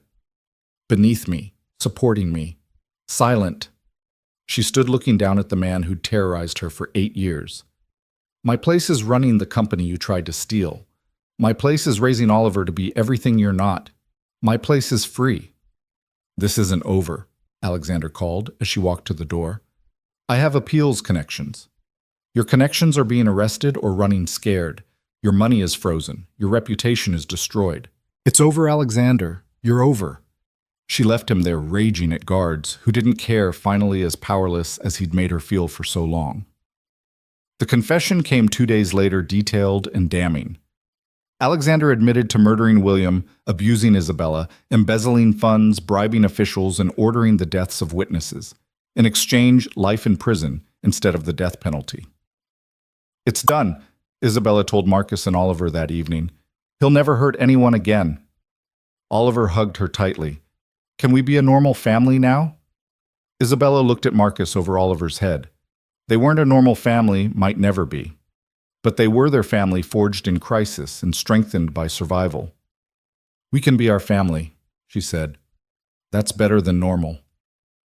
1 year later, Marcus stood in the rebuilt shop watching Oliver teach a younger kid how to change oil. The boy had grown 3 inches, his movements confident where they'd once been fearful. Through the window, Marcus could see the new sign, Rivera and Thornton, Automotive Honest Work, Fair Prices. Isabella had insisted on adding her name after the divorce, finalized a statement that she wasn't running from who she'd been, but building on who she'd become. The lawyers are here, she said, entering from the office where she'd been reviewing contracts. She split her time now, mornings at Thornton Energy, afternoons at the shop, evenings as a family.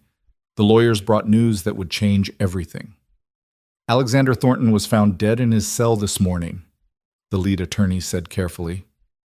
Apparent suicide. Isabella sank into a chair, her face unreadable. Oliver stopped his lesson, moving instinctively to his mother's side. He left a note. The lawyer continued, producing a sealed envelope. Isabella's hands trembled as she opened it. Alexander's handwriting, once commanding on corporate documents, looked shaky. Isabella. You won. I spent months planning revenge, but the truth is simpler. You were stronger. William saw it. That's why he chose you. I'm not asking for forgiveness. I know what I am. Was. Tell Oliver I'm sorry I couldn't be the father he deserved. The Cayman account 447B QZ9 has $12 million I hid from everyone. It's his. My only clean money inherited from my mother before I became what I became. I don't want his money, Oliver said immediately. It's your choice, Isabella said. But maybe we could use it for something good. Something that would have made Grandpa Will proud. They used it to establish the William Thornton Foundation for Worker Safety, providing free medical care to energy workers and their families. The irony wasn't lost on anyone. Alexander's hidden fortune healing the wounds he'd inflicted. Thornton Energy's transformation was remarkable. The company that had symbolized corporate corruption became a model for ethical business. The renewable division grew by 300%. Stock prices reached record highs. Workers who'd once feared for their lives now had the best safety record in the industry. You did it, Nicholas said at the shareholders' meeting where Isabella was officially confirmed as permanent CEO. You saved Father's legacy. We did it, Isabella corrected, looking at Marcus in the crowd. All of us. The wedding was small, held in the shop where they'd first met. Mama Rosa cooked, Mr. Chen decorated, and Oliver served as both ring bearer and best man. Isabella wore a simple white dress, Marcus his army dress uniform he'd thought he'd never wear again. 2 years ago you showed up at my door broken and afraid, Marcus said in his vows. You taught me that strength isn't about never falling, it's about getting up again and again until standing becomes natural. You gave me shelter when I had nothing, Isabella replied. But more than that, you gave me hope when I'd forgotten it existed. You showed Oliver what a real father looks like. When the judge pronounced them married, Oliver cheered loudest of all. The reception revealed one last surprise. Tommy Chen had been investigating the USB drive further and found an encrypted folder labeled "For the Right Moment." Inside was a video from William Thornton dated just days before his death. If you're watching this, William said, his face kind but tired, it means Isabella and Oliver are safe from Alexander. I knew what he was planning, the poison is already in my system, but I also knew my daughter was stronger than he could imagine. Isabella gasped, gripping Marcus's hand. William continued, I'm choosing my death on my terms, denying Alexander the satisfaction while ensuring evidence of his crimes. Isabella, you were always meant to run this company. Your compassion, your medical training, your understanding of human cost, that's what Thornton Energy needed. He smiled, looking directly at the camera. I've watched you, Marcus Rivera. Your father and I served in Vietnam together, different units, but the same war. He saved my life once in a village outside Da Nang. I've been watching his son, waiting for the right moment to repay that debt. When Isabella needed shelter, I knew she'd find her way to you. Call it fate or planning, sometimes they're the same thing. The room was silent, everyone absorbing this final revelation. Take care of them, Marcus, William concluded. And Isabella Oliver, live freely, love deeply, and remember that power means nothing without purpose. The company, the money, it's all just tools. Family is the only real fortune. The video ended, leaving them with the truth. Their meeting wasn't chance, but destiny, orchestrated by a dying man determined to save his daughter and grandson from beyond the grave. 5 years passed. Oliver, now 13, won the state science fair with a revolutionary design for solar panel efficiency. He was tall like his biological father, but kind like the man who'd raised him. MIT wants to meet with him, Isabella said, reviewing the letter. Early admission program. He's too young, Marcus protested. I was young when I started medical school, Isabella reminded him. But you're right, let him be a kid first. They'd had 2 more children, twins Sarah and William, now 3 years old, and currently dismantling a toy car under Oliver's supervision. No will that piece goes here, Oliver explained patiently. See like in Dad's shop. The word Dad still made Marcus's chest tight with emotion. Oliver had started using it naturally about a year after the wedding, no discussion needed. Thornton Energy had become the largest renewable energy company in America. Isabella had kept her promise, every worker protected, every community cleaned up, every debt paid. The company William built had finally become what he'd envisioned. There's something else, Isabella said, holding another envelope. From the FBI, they finished investigating Alexander's network. The report was comprehensive. Alexander's corruption had reached into dozens of companies, hundreds of officials, all of it unraveled by Isabella's courage and Marcus's protection. It's really over, she said softly. No, Marcus corrected, pulling her close while the kids played. It's really beginning. That evening, they stood in the shop where it all started. The bullet holes from the attack had been repaired but not erased. Marcus believed in remembering where you came from. Do you ever think about if I hadn't opened that door? Marcus asked. Isabella smiled. Your father would have haunted you. Mine would have haunted me. They conspired across death to bring us together. Conspiracy theorist, he teased. Mechanic, she shot back. CEO. Dad? Oliver called. Mom, the twins got into the oil again. They rushed to contain the chaos, finding Sarah and Will covered in motor oil, grinning with achievement. They're definitely your kids, Isabella laughed. Pretty sure the destruction is from your side. Marcus countered, catching Will before he could spread oil to the clean tools. Later, after baths and bedtime stories, Marcus and Isabella sat on the apartment's fire escape looking out at Houston's lights. The Thornton Energy Towers still dominated the skyline, but now they were lit with solar power beacons of change rather than corruption. Your father was right, Marcus said. Family is the only real fortune. Isabella leaned against him, watching the city sleep. Then we're the richest people in Houston. In the world, Marcus corrected. Somewhere in the city, other desperate people were running from their own Alexanders. Some would find their own versions of Marcus, their own paths to freedom. The shop had become something of a legend in certain circles, the place where a beaten woman and her son had found shelter and brought down an empire. They still got visitors sometimes, usually at night, always desperate. Isabella would treat their injuries while Marcus found them safe places to stay. Oliver would play with their children, teaching them that fathers weren't supposed to be scary. They'd saved 17 families so far, their own underground railroad of domestic violence survivors. We should expand, Isabella said suddenly. Create a network of safe places. Mechanic shops, diners, places abusers wouldn't think to look. The William Thornton Network, Marcus suggested. The Rivera Thornton Foundation, Isabella corrected. Your father saved mine in Vietnam. Mine saved us through his planning. It's both their legacies. Marcus kissed her forehead. Let's do it. A year later, the network had 37 locations across Texas. Each one a legitimate business that also served as a safe house, staffed by people who understood that sometimes salvation came at 3 a.m, bleeding and afraid. Oliver, now 15, and already taking college courses, designed the security systems. His MIT acceptance had come with a full scholarship, but he'd deferred choosing to finish high school normally. I want to help more families first, he'd explained. College will wait. The twins were holy terrors, taking after both parents in the best ways.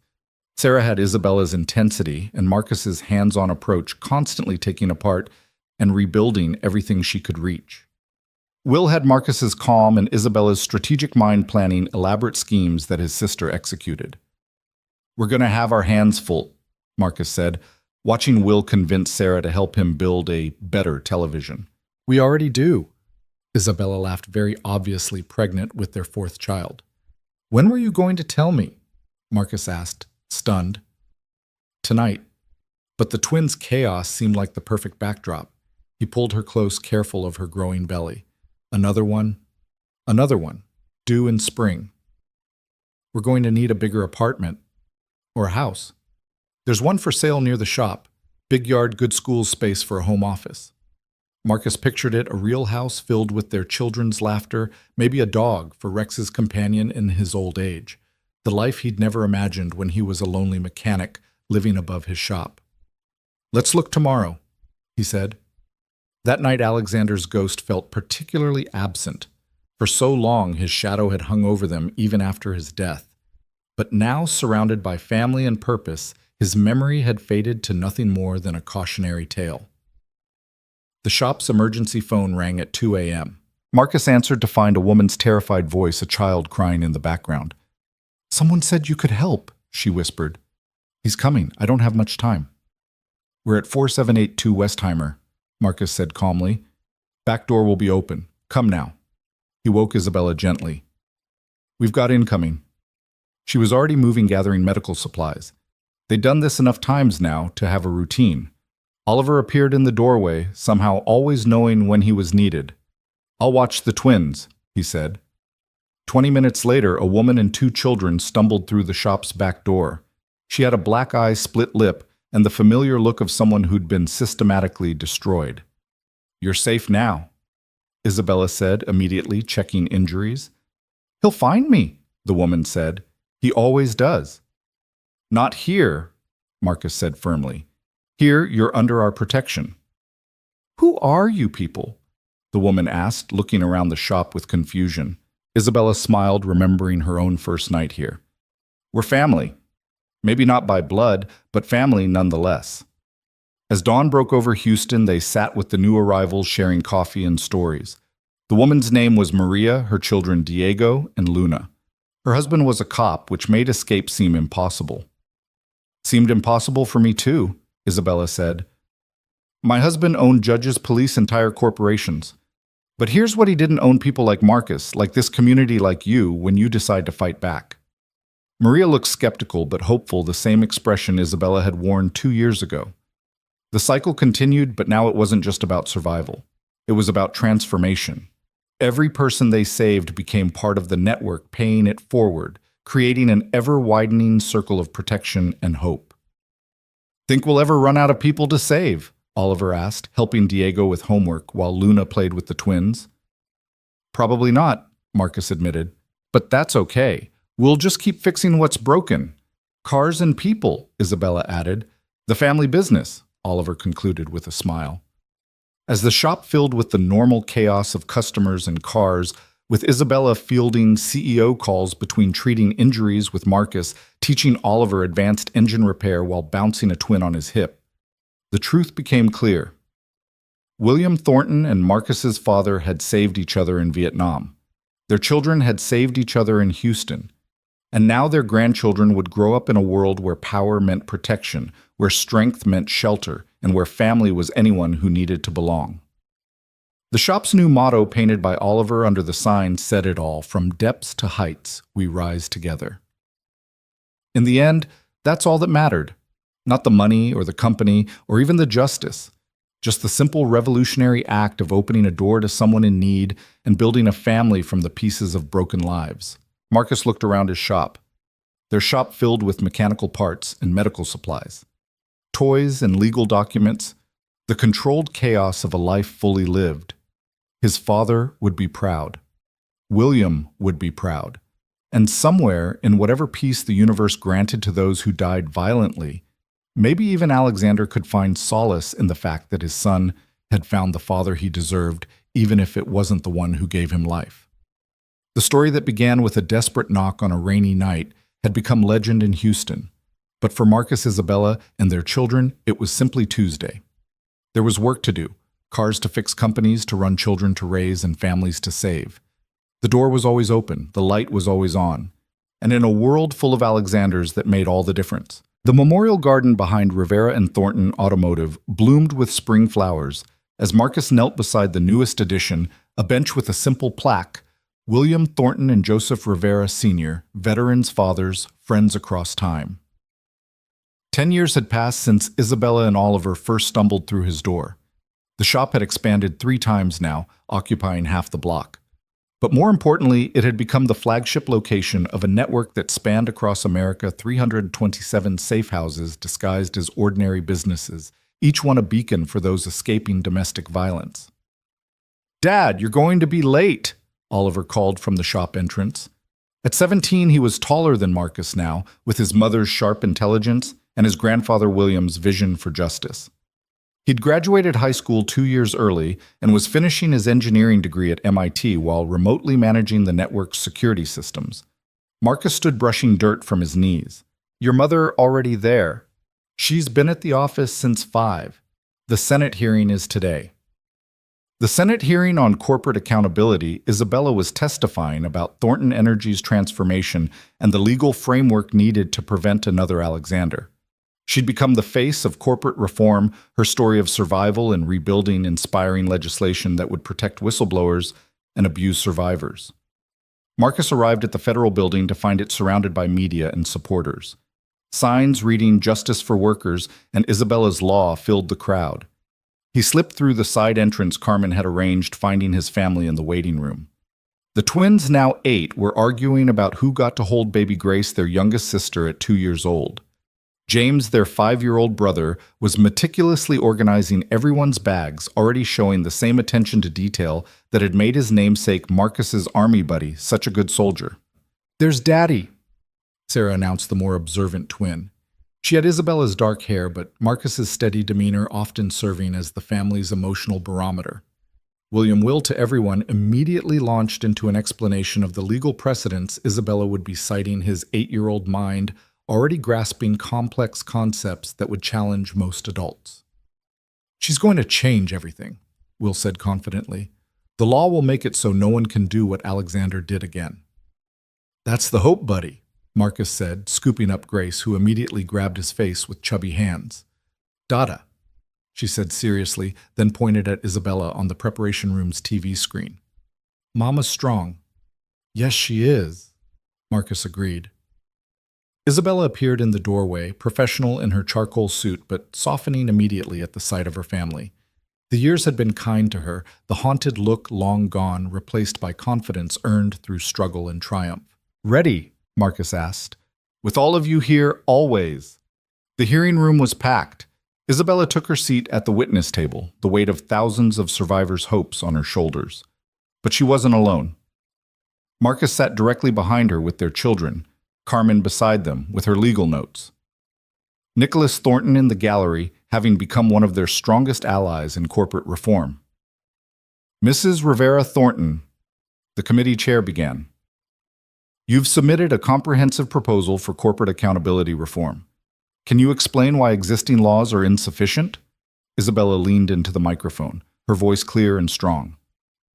"Senators, existing laws assume corporate criminals fear legal consequences. But when you have enough money, you don't fear laws, you buy them. Alexander Thornton owned judges, prosecutors, and police commissioners. He murdered my father, attempted to murder me, and terrorized our son for 8 years. The system didn't stop him, it enabled him." She continued for 2 hours, detailing every failure, every loophole Alexander had exploited, every official who'd been bought. The committee was riveted, some horrified, others taking furious notes. "Your proposal includes personal criminal liability for board members who ignore abuse," one senator noted. "Isn't that excessive? Is it excessive to expect board members to report crimes they witness? If a janitor saw what they saw and stayed silent, they'd be charged as accessories. Why should a boardroom be different from a boiler room when it comes to basic humanity?" The senator had no response. Oliver testified next, his teenage voice carrying remarkable authority. I was 7 when I learned to recognize my father's footsteps to know which ones meant violence. No child should have that knowledge. But thousands do because men like my biological father believe wealth places them above consequences. This law would change that. But that says seinem. The hearing made national news. Isabella's law trended globally. Within 6 months, the legislation passed unanimously. Even senators in corporate pockets couldn't vote against protecting abuse survivors without political suicide. But for the Rivera Thornton family, the real victory was smaller, quieter. That evening, they gathered at the shop for their weekly family dinner. The tradition had started when it was just the 3 of them, and had grown to include not just their expanded family, but their extended chosen family as well. Mama Rosa, now in her 80s but still fierce, commanded the kitchen with help from her granddaughters. Mr. Chen's family filled 2 tables, 4 generations strong. Carmen was there with her husband Joey and their 3 kids, all of whom called Marcus uncle, and Isabella Aunt Bella. Tommy Chen, now a successful cybersecurity expert, had flown in from Silicon Valley. He'd never forgotten how this community had stood against Alexander, and he returned regularly to upgrade their security systems pro bono. Remember when it was just us in that tiny apartment? Oliver asked Marcus as they watched the chaos of dinner preparation. Best worst night of my life, Marcus replied. Worse because of what you'd both been through, best because it brought you to me. Dad, Oliver said suddenly, his voice serious, I need to tell you something. Marcus tensed, parental anxiety kicking in. I've been accepted to Harvard Law, full scholarship. I want to become a prosecutor specialized in domestic violence and corporate crime. Marcus felt his chest swell with pride. Following Aunt Carmen's path. Following yours and Mom's. You taught me that strength means protecting others. I want to do that through the law. Your grandfather William would be proud. Both of them would be, Oliver corrected. Your dad, too. They stood together watching the organized chaos of their family. The twins were helping Mama Rosa, which mostly meant sneaking tastes of food. James was organizing the table settings with military precision. Grace toddled between adults collecting hugs and treats with equal enthusiasm. Isabella appeared beside them, slipping her arm through Marcus's. The investigator called.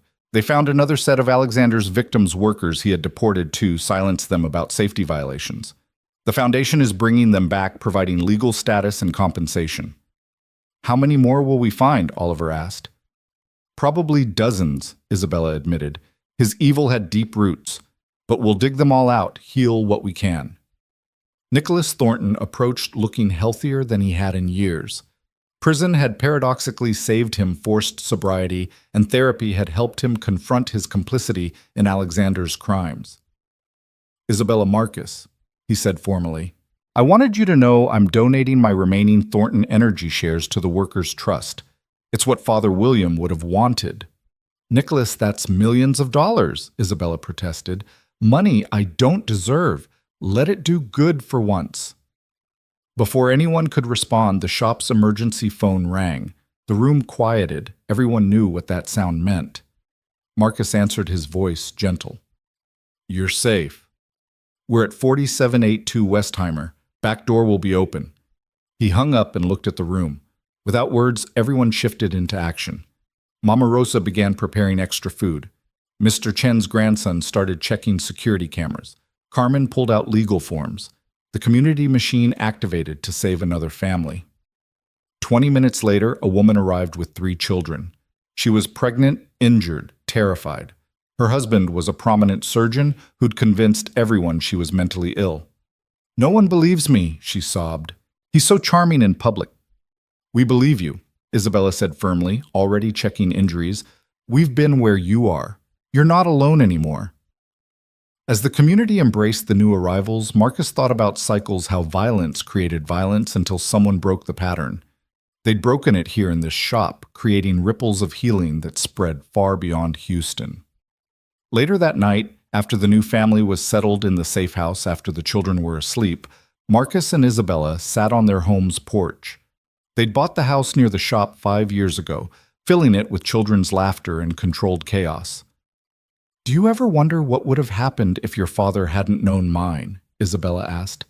We'd have found each other anyway, Marcus said with certainty. Some things are meant to be. You really believe that? I believe that good people find each other when the world needs them to. Your father and mine in Vietnam, us in Houston, Oliver and whoever he'll save someday. Isabella leaned against him, watching stars barely visible through Houston's light pollution. The lawyers want me to write a book about everything. Will you? Maybe.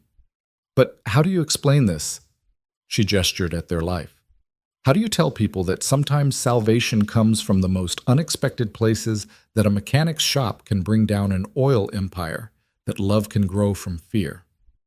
You tell them the truth, Marcus said simply, that broken things can be fixed if you're willing to do the work. Grace's cry interrupted them, bad dream probably. Isabella went to check returning with their sleepy daughter who curled between them, safe and loved.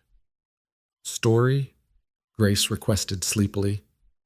Marcus began the familiar tale how a brave princess and her son escaped an evil king, finding shelter with a kind mechanic who helped them build a new kingdom where everyone was safe. And they lived happily ever after? Grace asked, though she knew the answer. They lived, Isabella corrected gently, with all the mess and joy and pain and love that living brings, and that was better than any fairy tale. As Grace drifted back to sleep, Oliver appeared in the doorway. The new family's settled. The woman's name is Catherine. Her oldest kid, David, is interested in engineering. I told him I'd teach him about cars tomorrow. The cycle continues, Isabella murmured. The good cycle, Marcus corrected. The one where saved people save people. The next morning brought controlled chaos as always. The twins had school presentations on family history they'd chosen to write about both their grandfathers, the veterans who'd saved each other across decades. James had organized everyone's schedules on a color-coded chart that would make any CEO proud. Grace was determinedly trying to fix a toy car, with a banana convinced she was helping in the shop. Oliver split his time between MIT coursework online and teaching David basic mechanics. The boy 13 and skittish from years of walking on eggshells slowly relaxed as Oliver patiently explained engine components. Your dad taught you all this, David asked. My dad taught me that understanding how things work gives you power over them, Oliver replied. Cars companies even fear once you understand the mechanism you can fix it or dismantle it. Isabella watched from the office, remembering her own Oliver at that age, terrified but trying to be brave. Now he was passing on what Marcus had taught him, creating another link in the chain of healing. Her phone rang the president's office. The Isabella's law signing ceremony was being scheduled, and they wanted the whole family there. We'll need someone to watch the shop, she told Marcus. Tommy's already volunteered. Says he owes us for giving him purpose when he was just a computer kid with too much time. We seem to collect people, Isabella observed. We collect family, Marcus corrected. The signing ceremony was held in the Rose Garden. Isabella stood beside the president as she signed legislation that would protect millions of abuse survivors. Marcus held Grace while managing to keep the twins from reorganizing the White House's furniture arrangement. Oliver and James flanked them young men already despite their ages. This law, the president said, exists because one woman refused to let power win over principle. Isabella Rivera Thornton's courage in facing down corporate corruption while protecting her family has inspired a movement. Today, we ensure that no one else has to fight alone. The applause was thunderous, but Isabella's eyes found Marcus in the crowd. He mouthed, I love you, and she touched her father's pendant, now worn alongside a simple wedding ring that meant more than all the diamonds Alexander had ever bought her. After the ceremony, they visited Arlington National Cemetery. 2 graves side by side, newer stones among the thousands. The government had approved the burial of William Thornton and Joseph Rivera Sr., together brothers in arms, finally reunited. Oliver placed flowers on both graves. Thank you, he said simply, for all of it. The twins added their school reports, wanting their grandfathers to see their work. James left a perfectly organized stone arrangement. Grace picked dandelions and scattered them with toddler enthusiasm. They would have loved this, Isabella said, seeing their families united. They knew, Marcus said with certainty. Somehow they knew. As they walked back through the cemetery past thousands of markers representing thousands of stories, the Rivera Thornton family represented something unique, a tragedy transformed into triumph, corporate evil defeated by community good, and most importantly, proof that love could grow from even the darkest soil. Back in Houston, the shop reopened to its usual controlled chaos. Cars needed fixing, families needed saving, and the work continued. But now it continued with federal support, legal protection, and a network that grew stronger daily. "We've come far, Sus," Isabella said that evening, reviewing applications for new safe house locations. "And we've got far to go," Marcus added. Teaching Grace how to hold a wrench, she was more interested in banging it like a drum, but he remained patient. "Together," she asked, though it wasn't really a question. "Always together, but," he confirmed. Oliver looked up from helping David with homework. "Dad." "Mom, I've been thinking. When I finish law school, I want to expand internationally. There are victims everywhere, not just America." "Ambitious," Isabella noted. "Necessary," Oliver countered. "Grandfather William thought globally. So should we." The twins immediately began planning which countries to help first, their 8-year-old minds already mapping worldwide justice. James suggested organizational structures with the seriousness of a tiny CEO. Grace continued banging her wrench, adding percussion to their planning. "From a single garage to the world," Marcus mused. "Your father would be amazed, Isabella." "Both our fathers would be," she corrected. "They saved each other in a war, and now we're waging a different kind of war against violence, against corruption, against the belief that power means permission to harm." The emergency phone rang again. Another family needing help. As they prepared to receive them as their community mobilized once more, the truth was evident: they'd built something unbreakable. Not because it was perfect, but because it was real. Rooted in shared pain, transformed into shared purpose. 10 years ago, a desperate woman and her terrified son had knocked on a mechanic's door in the rain. Now hundreds of doors opened daily, each one offering what Isabella and Oliver had found that night. Shelter, hope, and the radical possibility that broken things could be fixed, that evil could be defeated, and that family was whoever showed up when you needed them most. The shop's new motto, painted by the twins last week, captured it perfectly. Rivera and Thornton, fixing cars, saving families, building tomorrow. Alexander Thornton had built an empire on fear. They'd built something stronger on love. And unlike Alexander's empire, theirs would last, not because it was powerful, but because it was necessary, not because it was perfect, but because it was persistent, and not because it was easy, but because it was right. The 20th anniversary celebration of the Rivera Thornton Foundation filled Houston's largest convention center. Marcus stood at the podium, his hair now completely gray, watching as thousands of survivors, advocates, and supporters gathered to commemorate 2 decades since Isabella and Oliver first stumbled into his shop. 20 years ago, Marcus began, his voice carrying the weight of countless rescued families. "I was just a mechanic who opened a door. Today we've opened 847 doors across 6 continents. But this story isn't about numbers. It's about names, faces, and families who refuse to let violence win." Oliver, now 37 and the chief legal officer of the foundation, sat in the front row with his wife Maria, ironically not Marcus's sister, but a prosecutor he'd met during a particularly difficult corporate abuse case. Their 3 children, aged 8, 6, and 4, fidgeted beside them in miniature suits and dresses, already showing the Rivera Thornton mix of mechanical aptitude and legal precision. The twins Sarah and William, now 28, had taken different but complementary paths. Sarah ran the foundation's medical division, having followed Isabella's footsteps into pediatric medicine, but specializing in treating trauma and abuse survivors. Will had become an investigative journalist, his exposés on corporate corruption earning him 2 Pulitzer nominations before 30. James, at 25, served as the foundation's director of operations. His childhood obsession with organization evolving into a genius for logistics that kept their vast network running smoothly. Grace, the baby, at 22, had just graduated from MIT with dual degrees in engineering and social work, determined to design safe houses that were both mechanically sophisticated and psychologically healing.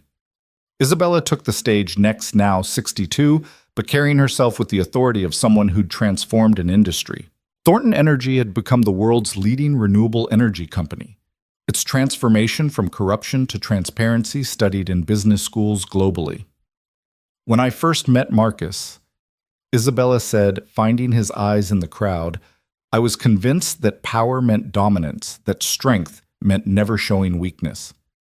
He taught me something different, that real power is the ability to lift others, that real strength is admitting when you need help. The audience was silent, many wiping tears. These weren't just supporters, they were survivors, each with their own story of escape and rebuilding. Catherine Morgan rose to speak next. She'd been the pregnant surgeon's wife who'd arrived at their door 10 years ago. Now she ran the foundation's West Coast operations, her eldest son David, having become an engineer who designed security systems specifically for protecting abuse survivors. The Rivera-Thornton family didn't just save us, Catherine said. They taught us to save ourselves, then save others. My ex-husband was convicted last month, 15 years for attempted murder and fraud. But more importantly, my children know they're worthy of love without violence. The memorial wall unveiled that evening bore 847 names, every person the foundation had lost to domestic violence before they could reach help. Alexander Thornton's name wasn't there, but his shadow lingered in the statistics. 73% of victims were killed, trying to leave 91% had sought help that never came. We can't save everyone, Marcus said during the dedication. But every person we do save becomes a ripple spreading outward, changing the current. Tommy Chen, now a tech billionaire, who donated hundreds of millions to the foundation, had created an AI system that monitored emergency calls for signs of domestic violence, automatically alerting nearby safe houses. It had saved 218 lives in its first year alone. Marcus taught me that technology without humanity is just expensive machinery, Tommy said during his presentation. Every algorithm we write is designed around a simple question.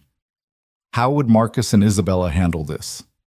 Nicholas Thornton, now 73 and long since released from prison, sat quietly in the back. He'd spent 15 years behind bars, but had used the time to earn degrees in psychology and social work.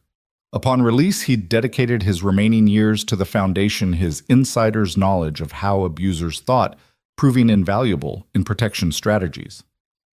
I can't undo what Alexander did, Nicholas had told Marcus when he first volunteered, but I can use what I learned from him to stop others like him.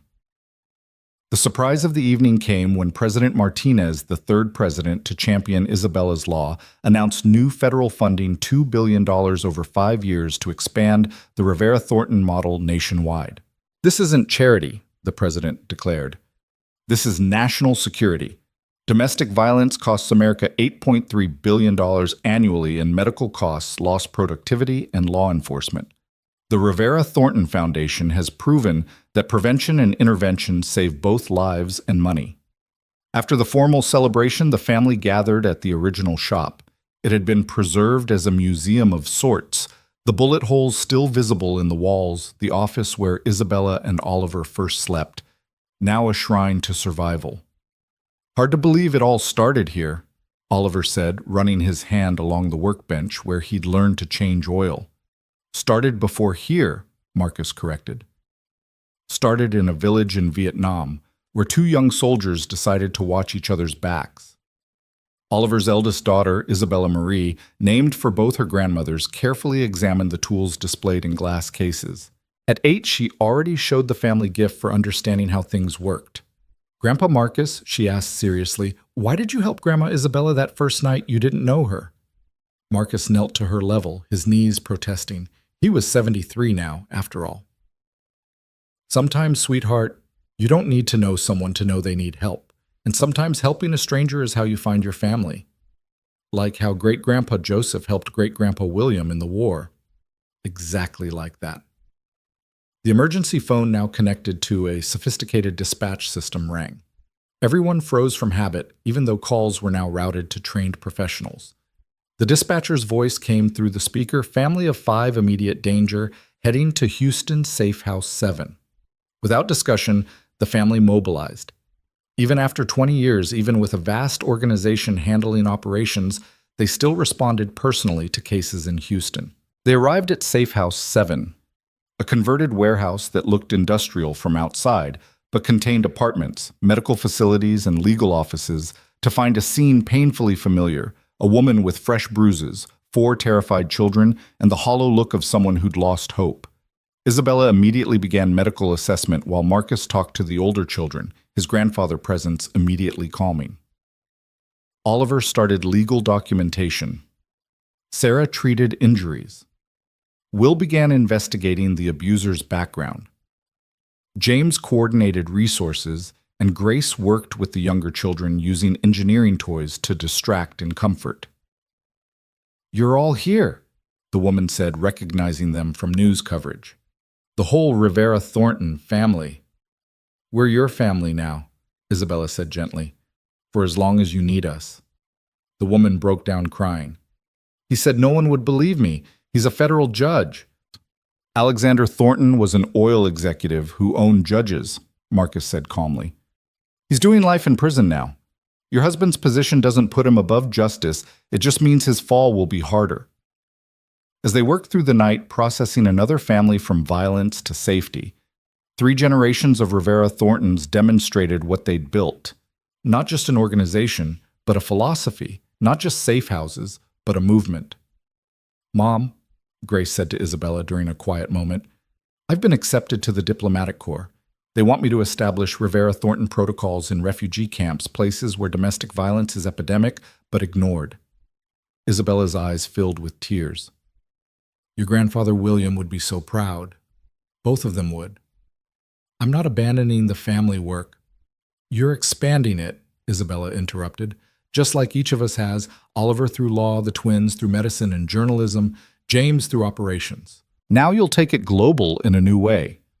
Marcus watched his youngest daughter with pride. Each child had found their own way to continue the mission, adapting it to their skills and the world's evolving needs. Dawn broke over Houston as the new family settled into their temporary home. The judge husband had already been arrested. Will's investigation had uncovered financial crimes that made domestic violence charges stick harder. "How do you keep doing this?" the woman asked. 20 years of seeing the worst of humanity." "We don't see the worst," Isabella corrected. "We see the strongest people who survive impossibly cruel situations and still choose to trust to hope to rebuild. You're not the worst of humanity. You're proof of its resilience." Later in the shop's memorial garden, the family held their weekly remembrance, a tradition started after Nicholas had suggested honoring not just the survivors, but the lost. Oliver's children placed flowers on their great-grandfather's memorial bench. The twins' families Sarah had married a trauma surgeon, Will, a fellow journalist, added their own tributes.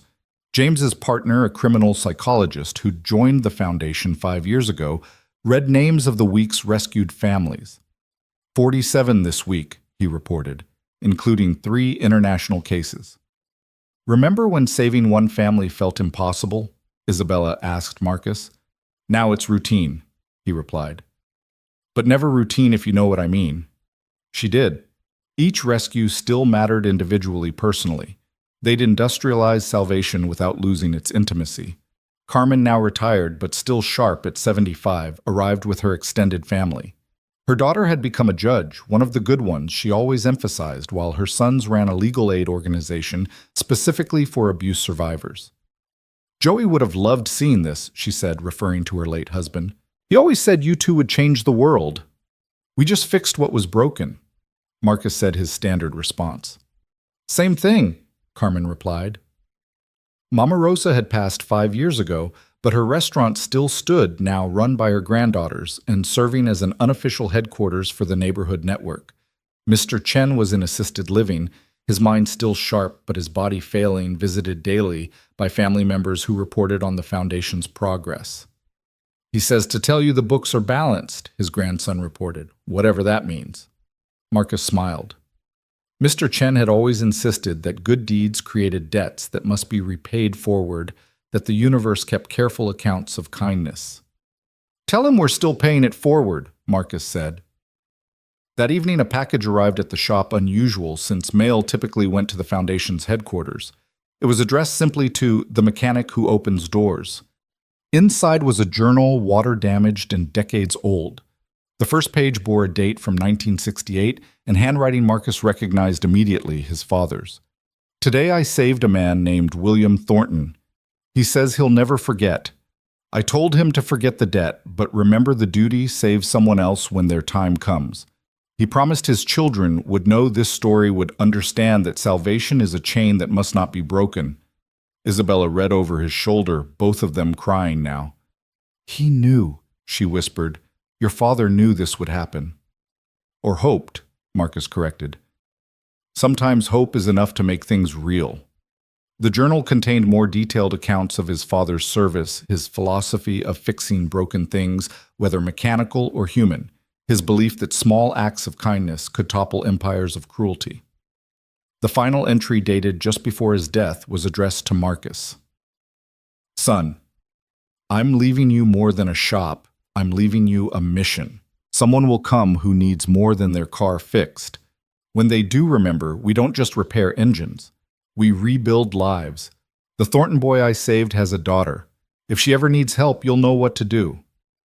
He knew about me before I was even born, Isabella said in wonder. Or he knew about the pattern, Marcus suggested. That good people find each other when the world needs them to. Oliver called from the main shop. Mom, Dad, you need to see this.